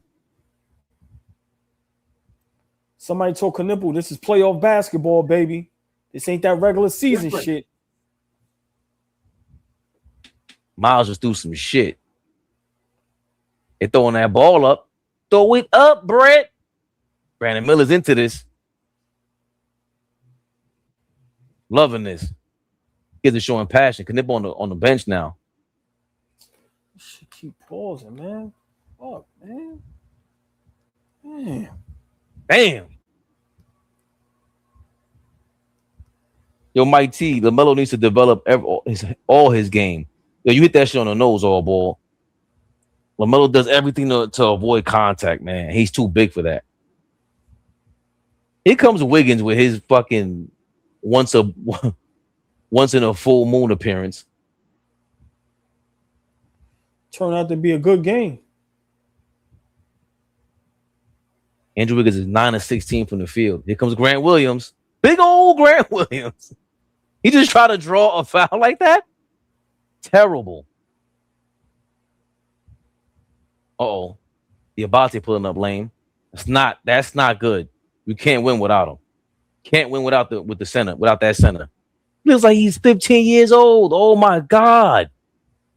He looks like a baby, man.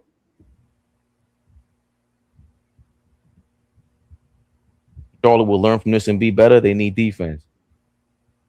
Yeah, that's the point of these games, too. That's a great point. Greco Suave. Damn, was that a 3?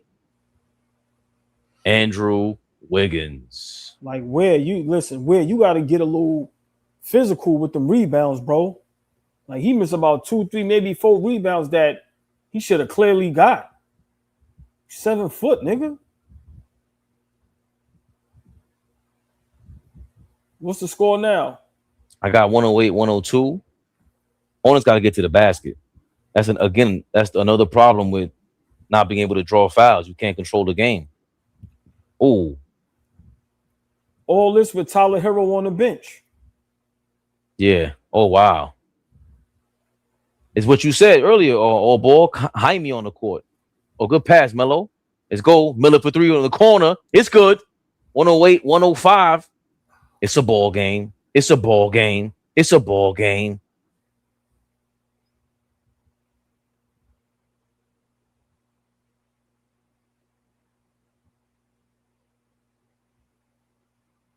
Here we go. Oh, yeah. What's our guy? That's the only thing stopping him, bro. What's the guy you just mentioned that Sacramento drafted? Oh, damn. Well, Tyler's on the court right now. Push the lead back up to 6. Oh, Bagley? No. Who? The one that got the defensive guy, Davion Mitchell. Oh. That's the only thing stop. He can't really score like that. If he could score, he'd be. You gotta hit that, Brandon Miller. You had to hit that. Yeah. Wide open. You gotta knock that down. Yeah, they're giving up too many points now. Gotta knock that down.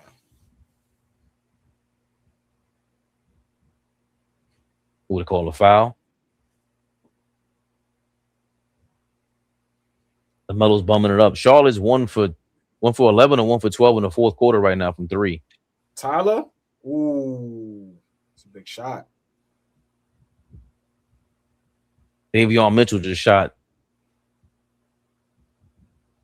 a barn. Gotta hit another one, B. Mitch. Yeah. But see, that's what I'm saying. In a game like this, in a 7-game series, look at what they're doing. Look at how Charlotte is playing down the stretch of this game. I think Grant Williams should never be on the court. They got Coby White back on the court unless he was there already. It's decision making, man. There we go. Coby White with the rebound after Jaime was forced to take a 3-point shot with a second to go on the. Y'all gotta finish that, man. Make this a 1-possession game. Miles Bridges for 3. Keep it a buck. Keep it a buck. Let me ask y'all a question. Charlotte loses this game. They don't make the playoffs, right? No, I think don't they get a game? They're gone. This is the 9-10 matchup, so they're done. Losers gone. So the 7-8, if one of them lose, they still have an opportunity. They get another opportunity, right? Here's my question: is anybody gonna remember the good stretch of basketball they played to end the season next year? Nope. All that matters is y'all had an opportunity to make the playoffs and y'all lost at home. And Bam Adebayo got injured early in the game. That's a great statement, Flea, because remember that year that John Morant and Memphis was starting to come up. That's tough.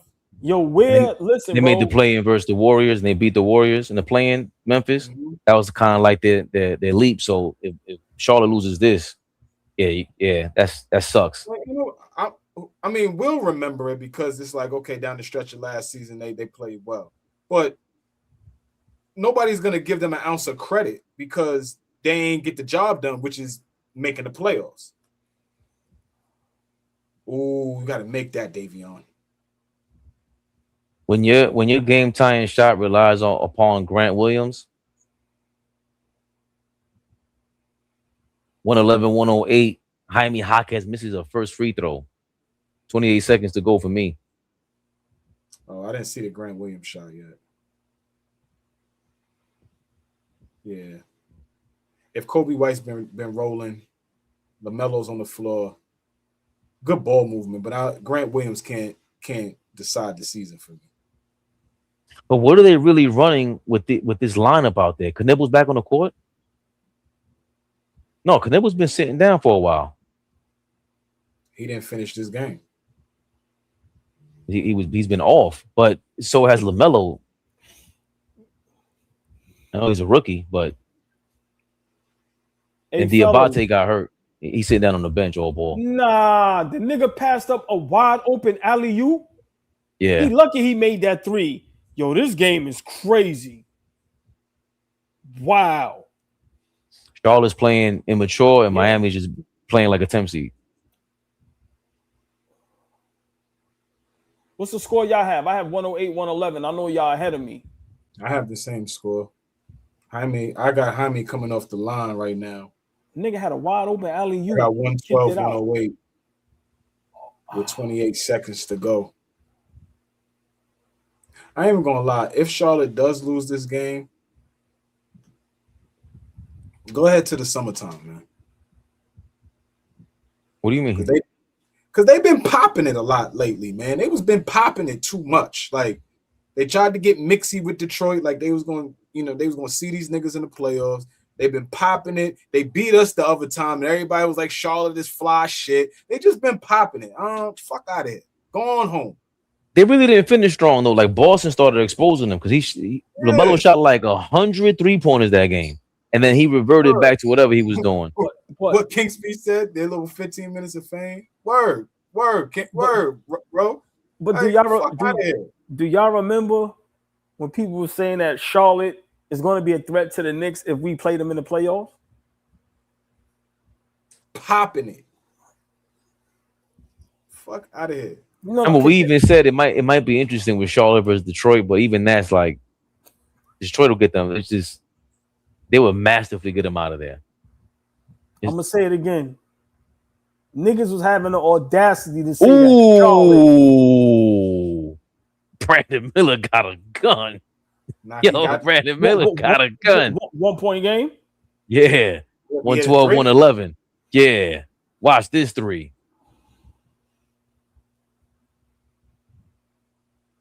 And who's handling the ball, Flea? Who started? Oh, Xavier Tillman's over there? Why ain't getting no light? Oh, Spo, why you call it timeout, bro? You had to wide open the inbound of basketball. Got to play the foul game. Oh, they gave him a full head of steam? I don't like this defense you set up, Spo. That was a tough 3-point shot, though. That's tough. He jumped. He's a set shooter. That's what I like about Brandon Miller. Yeah, but you can't. Yeah, you can do about that because they recovered great on that 3. Because remember, Coby White drew the double team, but they recovered. You just knocked down a tough shot. No, but Flea's saying before the shot, the way that they defended Coby White is like you let him get to a spot to get the ball to the right player. That's how do you let him walk the ball up? Like, how does Spoelstra let that happen? Right. How do you not pressure the inbounder? How do you not pressure the guy that's getting the ball? I don't understand that. Gotta pressure Coby White to make a hurried decision. Get it? I don't know.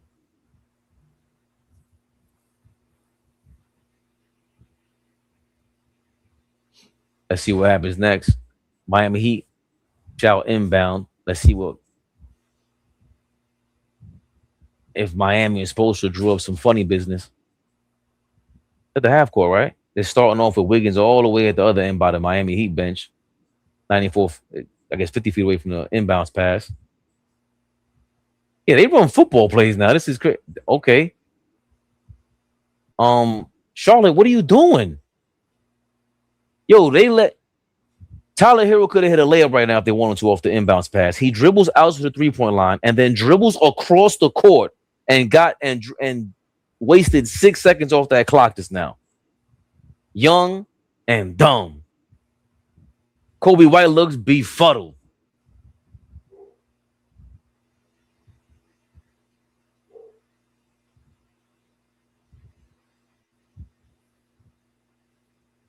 This is when you drop that Stephen A. Smith gift. Like, who's watching this? This is when you drop that Stephen A. Smith gift. Stay off the weed. Yeah, the foul give. Mm-hmm. Did they? Yeah, he going to the free throw line. He taking it back out. Nah, Herro was at the yeah, my joint be bugging, bro. Herro was at the I got Herro at the line. Both teams are shooting great from the free throw line. Charlotte's 9-9. The Heat are now 9 of 10. They got a timeout left. That's their final timeout. Down by 3. Still, you just wasted 6 seconds for no reason. You could have hit a layup, fouled them. Who knows? If I'm Miami, I'm fouling. I'm not letting them get up a 3. Are you a fan of that, AllBall? If you up by 3, you will foul the other team before they get a 3-point shot up? No, I'm playing defense. Yeah. Stop up. 13 seconds to go. Depending on the team. Up. Depending on the matchup, I mean. Like, depending on who's out there. On the court? Yeah. For me. Like, if I'm looking at So if you Miami and we got Mitchell Robinson out there, you follow nothing. Possibly. That could be a possibility, right? I don't like with 13 seconds to go. If it's 4 seconds or under, then I'm a fan of just fouling them before they can get a shot up, sure. Especially with no timeouts left, you got to dribble up court for one. But not 13 seconds. No. I'm not fouling you. Throw it up, Brett. Throw it up. Charlotte's bringing out Brandon Miller, Coby White. Of course, LaMelo Ball. Charlotte is 16 for 51 from 3. That's less, 31%?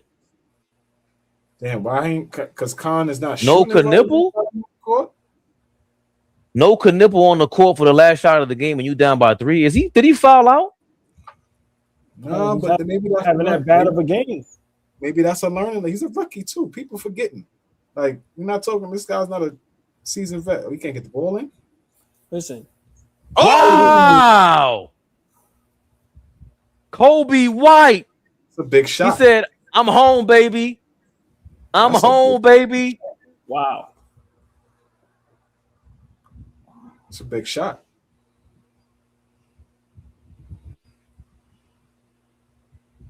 That's a big shot.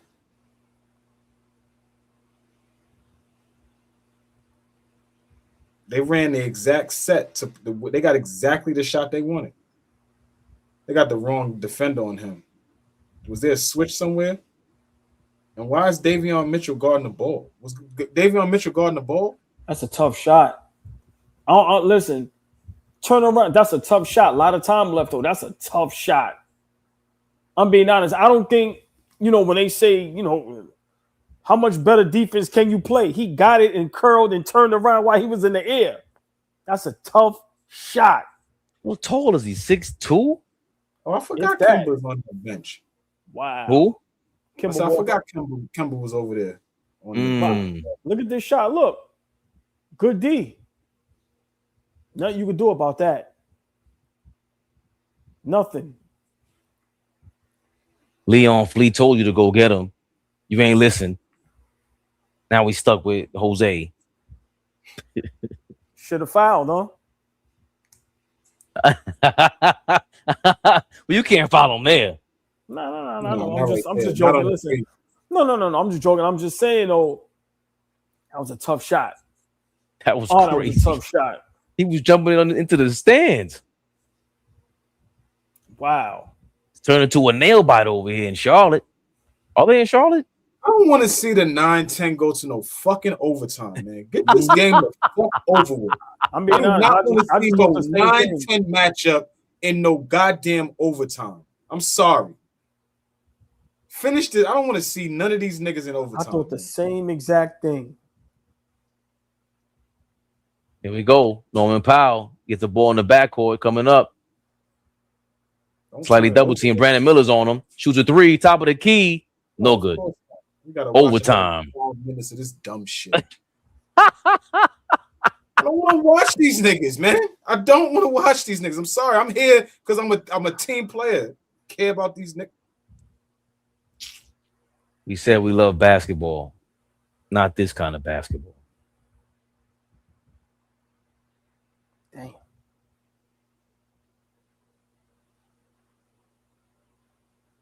Well, OG don't like me eating on camera. I'm about to go get something to eat, man. Fuck, man. Watching these niggas, man. No, he just wants you to turn on to mute it. And he said you eat better than I do on camera. He likes when you eat. Pause. What? I didn't say any of that. Yes, you did. You said at least he does it gracefully, something like that. I didn't say nothing like that. Sorry, brother. No. You put that one on me. You did. I was eating a pizza. He was like, "Yo, you got to eat it more like Flea," because Flea. I was like, "What? How you criticizing me eating on camera? What's wrong with you?" Chat. I never said he did that. say that. It's footage. That's why I'm laughing, because he did. There's footage. Thank you, Flea. I ain't never. I thought you gonna lie. Yes, you did. You telling me I said you eat better than him? Yes. This is crazy. You said at least. Good try with that one. The fuck out of here. You definitely got to pull up the tape on that one. Nah, never said that. Not me. Fuck you. Hell no. Oh, nigga, got 5 more minutes of this shit here, man. Damn. He's the funniest guy alive, bro. He said he's a team player. Who are you talking when you said that? No, I was talking about watching these niggas. I was telling you I don't care about these dudes. Oh man. King speech. I ain't see LaMelo make a play this whole game. Look at the box score. Motherfucker got 26, 4, and 8 and only 2 turnovers. That's why box scores be overrated. Basura. Flea got me crying. Oh man. Who's that? King Trevon? King Trevon. Rey Trevon. Hey, Trevon. Please, Sábado Gigante voice is mad ill. I'm not gonna lie. Amazement. Don't join a pizza cipher with AllBall.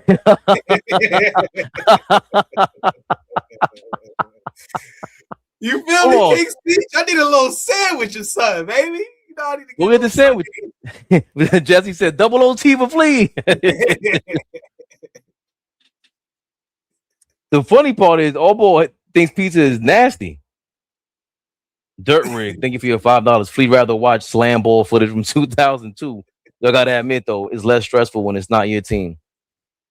I think we would be as pissed off if the Knicks were playing like this, bro. You wouldn't even win the last of it. I mean, Spo being the great coach, I think he is.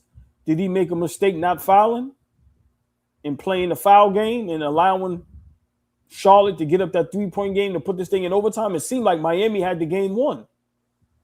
But with the Coby White 3 though, I don't think you. If you foul there, that's like a crazy foul. No. I'm not saying foul him on the shot, but I mean, I don't know. It was it was a great shot. Well, I say great defense beats great offense. I mean, great offense beats how would the fuck you say that, man? I fucked it up. I'm already disgusted with the overtime, like you, Flea. This is crazy. Like I'm mad tired.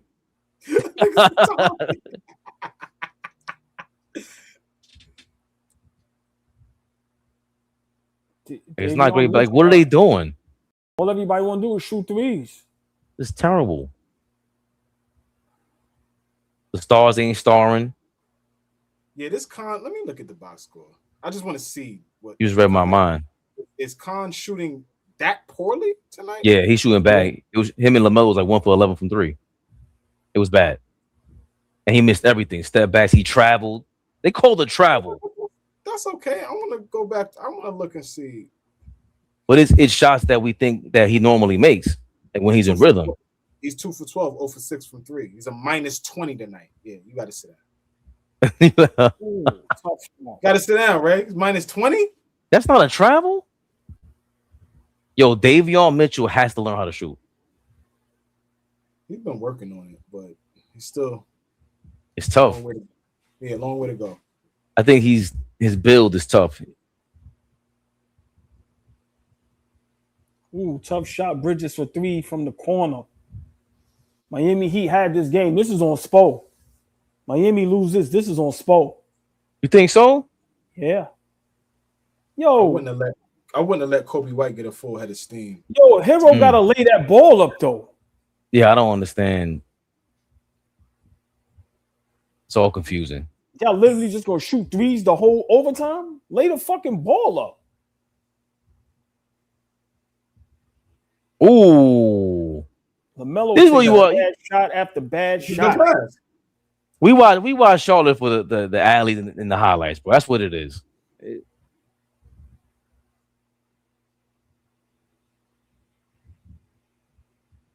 Wow. Boy, they all need to get their money together and buy Coby White a Rolex or something tonight, baby.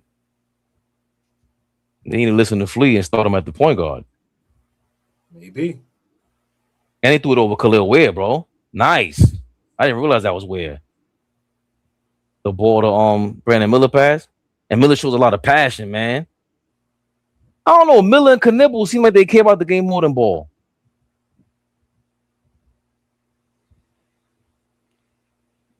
I hate when Andrew Wiggins got the basketball. He just looks so not engaged.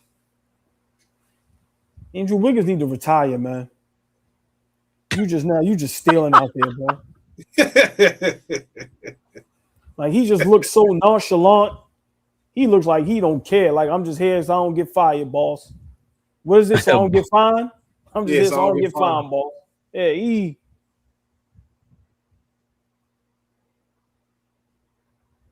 Tyler Herro passing up 2-point shots, but he'd take a tough jump shot. Down 5, minute and a half to go. Can you let us go the fuck home? Miles Bridges did some shit. Miles Bridges did some Jordan impersonation, man. Sometimes I dream.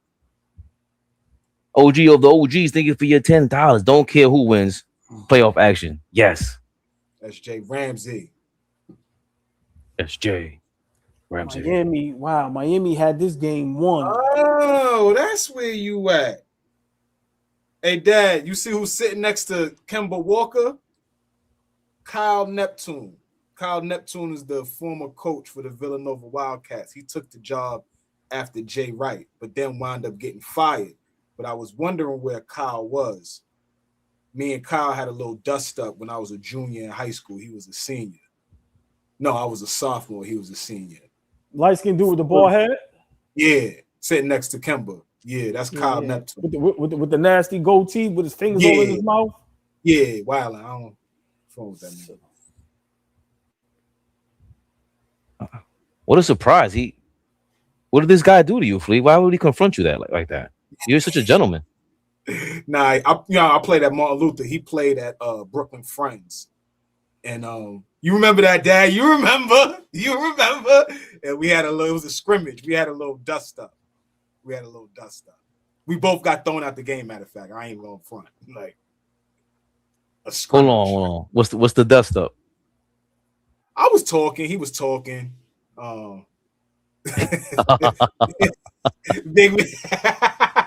They're starting to know you very well, Flea. Big man help love you, bro. Down 5. OG, thank you. And there was Herro with that mystery. Oh my God, Miles Bridges with an air ball, but it was shot clock was winding down. OG Ramsey, a lot of wide open shots tonight. Yeah, Hornets chance to tie. Nobody wanted it. Facts.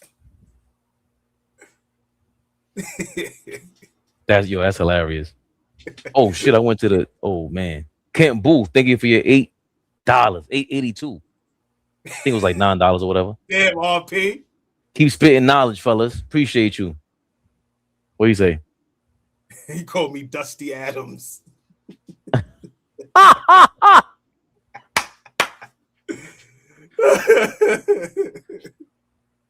could keep the thing like this. I'm bugging. I've been bugging. Dusty Adams. Ready, my brother. King speech. The baby left early, I heard. Fake ass fan. Oh, damn. We'll hit the shot for Miami.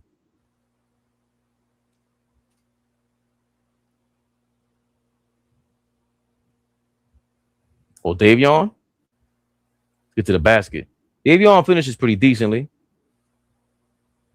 He had some tough layups tonight. Mm-hmm. Oh, God. Nigga said Bizarro Ron Artest. Who, you? These niggas making this game longer than what it's supposed to be. They call a timeout. Like, come on, man. You're supposed to wrap this shit up, man. Man, this shit over with, man. World Meta Flea. That's what. Oh, man. OG angry now. He ready to roll. Man, this shit got me tight, man. You Fuck, know that, Miami had this shit won. Like, how? Like, you're a championship coach. Yeah, how do you? Look at my son. Go crazy. My son in the stands. Y'all ain't see my son in the stands getting busy just now? Who? The nigga in the stands. He was getting busy. Nah, your man that's sitting next to Kimba, that nigga look like a weirdo, man. Every time they show him, he doing some weird shit. Sit still, nigga. Nigga like this. Remember, oh, look at your man with the glasses getting busy. Remember what my nigga said in the 50 Cent movie? Nigga said, yo, man, you keep moving back there, man. Stay still, nigga. Stay still, nigga. Can't stay still? Nigga over there. Come on, man. Sit down, man. Tyler Herro is so disappointing. Okay, if I'm Pat Riley, pack him up. Do y'all got technical difficulties too? Yeah. That's what it's saying? Yeah. Good job, Prime. Wow. Cold Good blood. job, Prime. Way to go. Glad I ain't paying for this shit. Good job, Prime. It must have known. Niggas was tired of watching these dusty niggas, man. Beautiful job. Wow. Hold on. I got 113. I got 114, 111. All right, yeah, this shit bugging. 123, 120 Charlotte. I went on the phone. Charlotte up. Damn, everything is bugging. 125, 120. 26 seconds left. Nah, technical difficulties is crazy. Yeah, they heard me in basement. To pack this shit up. Niggas said they all right. Nigga said Prime got mad. Yeah, it's all over. Everybody texting in now. It's all over. My other channel, they already doing a tip-off of Paul. I think that's Portland Phoenix, I guess. Did me a favor. They just brought it back. When they brought it back? Not mine. Herro wants $40+ million. So he gets the same amount as LaMelo. Like, is that if that's the mark, what you think, AllBall? Like, if you got Herro, I'm saying outside of what you believe players should make, like if that's who those kind of players, you know, erratic, they're supposed to be all-stars, but they're not quite there. They might be an all-star. $40 million a year is what the market is for them. Does that make sense? Nah, you got to convince Herro to take a big pay cut. If not, bye. Let somebody else be that headache. Like I said, I understand what the market is. It doesn't mean you're worth that. I'm sorry. Tyler Herro's not worth $40 million a year. He's not a good defender, and he's way too inconsistent, and he goes missing too much. Like, nah, I'm not doing that. Hell no. Tyler Herro can go. Miami, they have been known to next man up and be right in the same position with a nigga that's getting $3 million. I'm sorry. Tyler Herro ain't no difference. Oh, shit. He just hit a 3 to get them down by 2. An ill 3-pointer. He want that 40. He want that 40. You got to come to the ball, y'all. Gave it up. Miami with the steal. Oh, they fumbling and fumbling. What are you doing with it? Herro going for the win. You take a bullshit. And gets fouled. Bad foul by LaMelo. Wow. He fouled Tyler Herro. Yes, in the corner. So they could go up 1. With 3 free throws. They hit all 3 free throws. Right, that's what I'm saying. LaMelo. Wow. And we were just talking about, are they on the same level? They might be the same level of bummage. LaMelo and Tyler Herro. Yo. Wait till you see the last play. Look at Davion Mitchell. Look at the defense. Did he step out of bounds? Wow. Yo, you better check that replay. Wow. Charles Lee, you better check that replay. Wow. And he gave up the 2-point shot. Whoever that was that got the steal could have went straight to the basket. And nobody came to the ball. Again, bonehead young man mistakes. Here's the first free throw. First of 3 free throws coming up. Miami down by 1 in overtime. Herro can seal it. I'm going to tell you now, double overtime. See you guys tomorrow. Herro, second free throw, good. Game is tied, 125 all. Each team left with one timeout. Wow. We see how many fouls to give?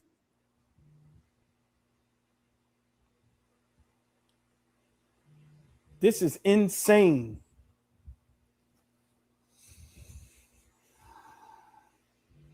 This is horribly exciting. He said this was a bad movie, but the ending was beautiful. One of the movies where it's like this shit was trash, but the plot twist was great. Right. Wow. How did you turn the ball over up 3? Herro, third free throw. Third free throw is good. Wow. Up 3. You turn the ball over. They have to foul you. And you had a timeout. If you felt, you was getting a little nervous, call a timeout. Hey, Flea, that's that youth.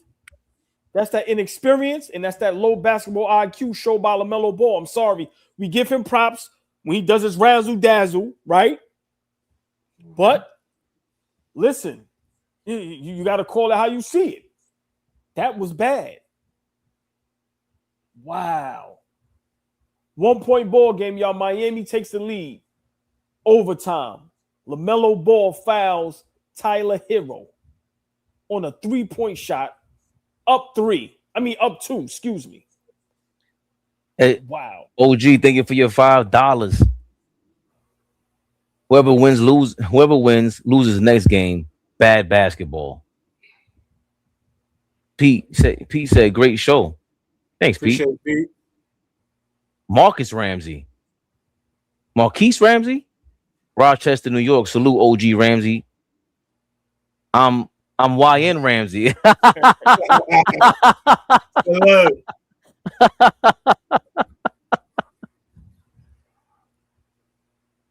Ramsey's pay where they stay. I like that. Appreciate y'all. Shout out to the Ramseys. Sound like good people. And I'm gonna be honest, did LaMelo Ball foul him? They just showed the replay. Hey, get this little white boy off Coby White. If you want to get a stop putting him on Coby White. Nigga said this around. is city. LaMelo. I'll go to the basket. Layup. Good. LaMelo takes the lead. 127, 126. LaMelo's on the floor. Here comes Davion Mitchell pushing it up court. Trying to hit the layup. Block. Wow. Great game. Great game. Who blocked that? Was that Miles? One of them. What? Yeah, because he's 0. Looked like a billion niggas went up there to block it. With a timeout left. You could advance the ball. They had enough, AllBall. No, AllBall. What? Thank them, please, for ending this garbage. No. Yo, Spo, you threw this game, bro? Tough layup by LaMelo Ball. Wow. How do you not call a timeout right here? Is Spoelstra done with the Miami Heat? Wow. Will Spoelstra ask out as Miami Heat head coach? Please. Get me away from this garbage. Nigga said this was City College versus BMCC. This shit out of here. Yo, Flea. Spo lost a lot of respect from me tonight. How do you not call it? I know we got to go, but how do you not call a timeout? 4.7 seconds left, almost 5 seconds. That's enough to run a play to get a good wide open shot. Yep. Flea, if I'm not mistaken, you have a timeout. You're down one. But Flea, don't you advance the ball? For sure. If you got the timeout. I wasn't sure if he had a timeout. Isn't it if it's a full timeout? Somebody's saying that they didn't have a timeout. Yeah, no, they both had a timeout. Yeah, they both had a timeout left. Charlotte ain't no more timeouts. Miami had one timeout left. Yeah, I'm sorry. Charlotte had a time. They both had a timeout before Charlotte called theirs to bring the ball to half court. But isn't there a thing with the full timeout and 22nd timeout, or all your timeouts today in full timeouts? Wow. Great game. Fabian, take us home. Fuck out of here. Yeah. How else do we take each other? How we do this? 127, 126 victory by the Charlotte Hornets. They are alive. They're waiting upon the loser between the Philadelphia 76ers and the Orlando Magic, the other play-in that will be happening tomorrow. Of course, our Knicks won't play until Saturday. Get ready for that. But you know we'll be here. That morning, we'll get into Wake Up AllBall. They got a gold chain for LaMelo. What is that? What are we doing? These niggas didn't even make the playoff shit. What are we doing? Good night, everybody. Get us out of here, man. What the fuck is? Sorry, what is this? They got an iPhone on a gold chain. That's kind of cool though. They got an iPhone on a gold chain with they got the highlights on there. Why do you keep hugging her? Go away, nigga. I forgot her name. Chastity or something. Cassidy Hubbard. He mad handsy.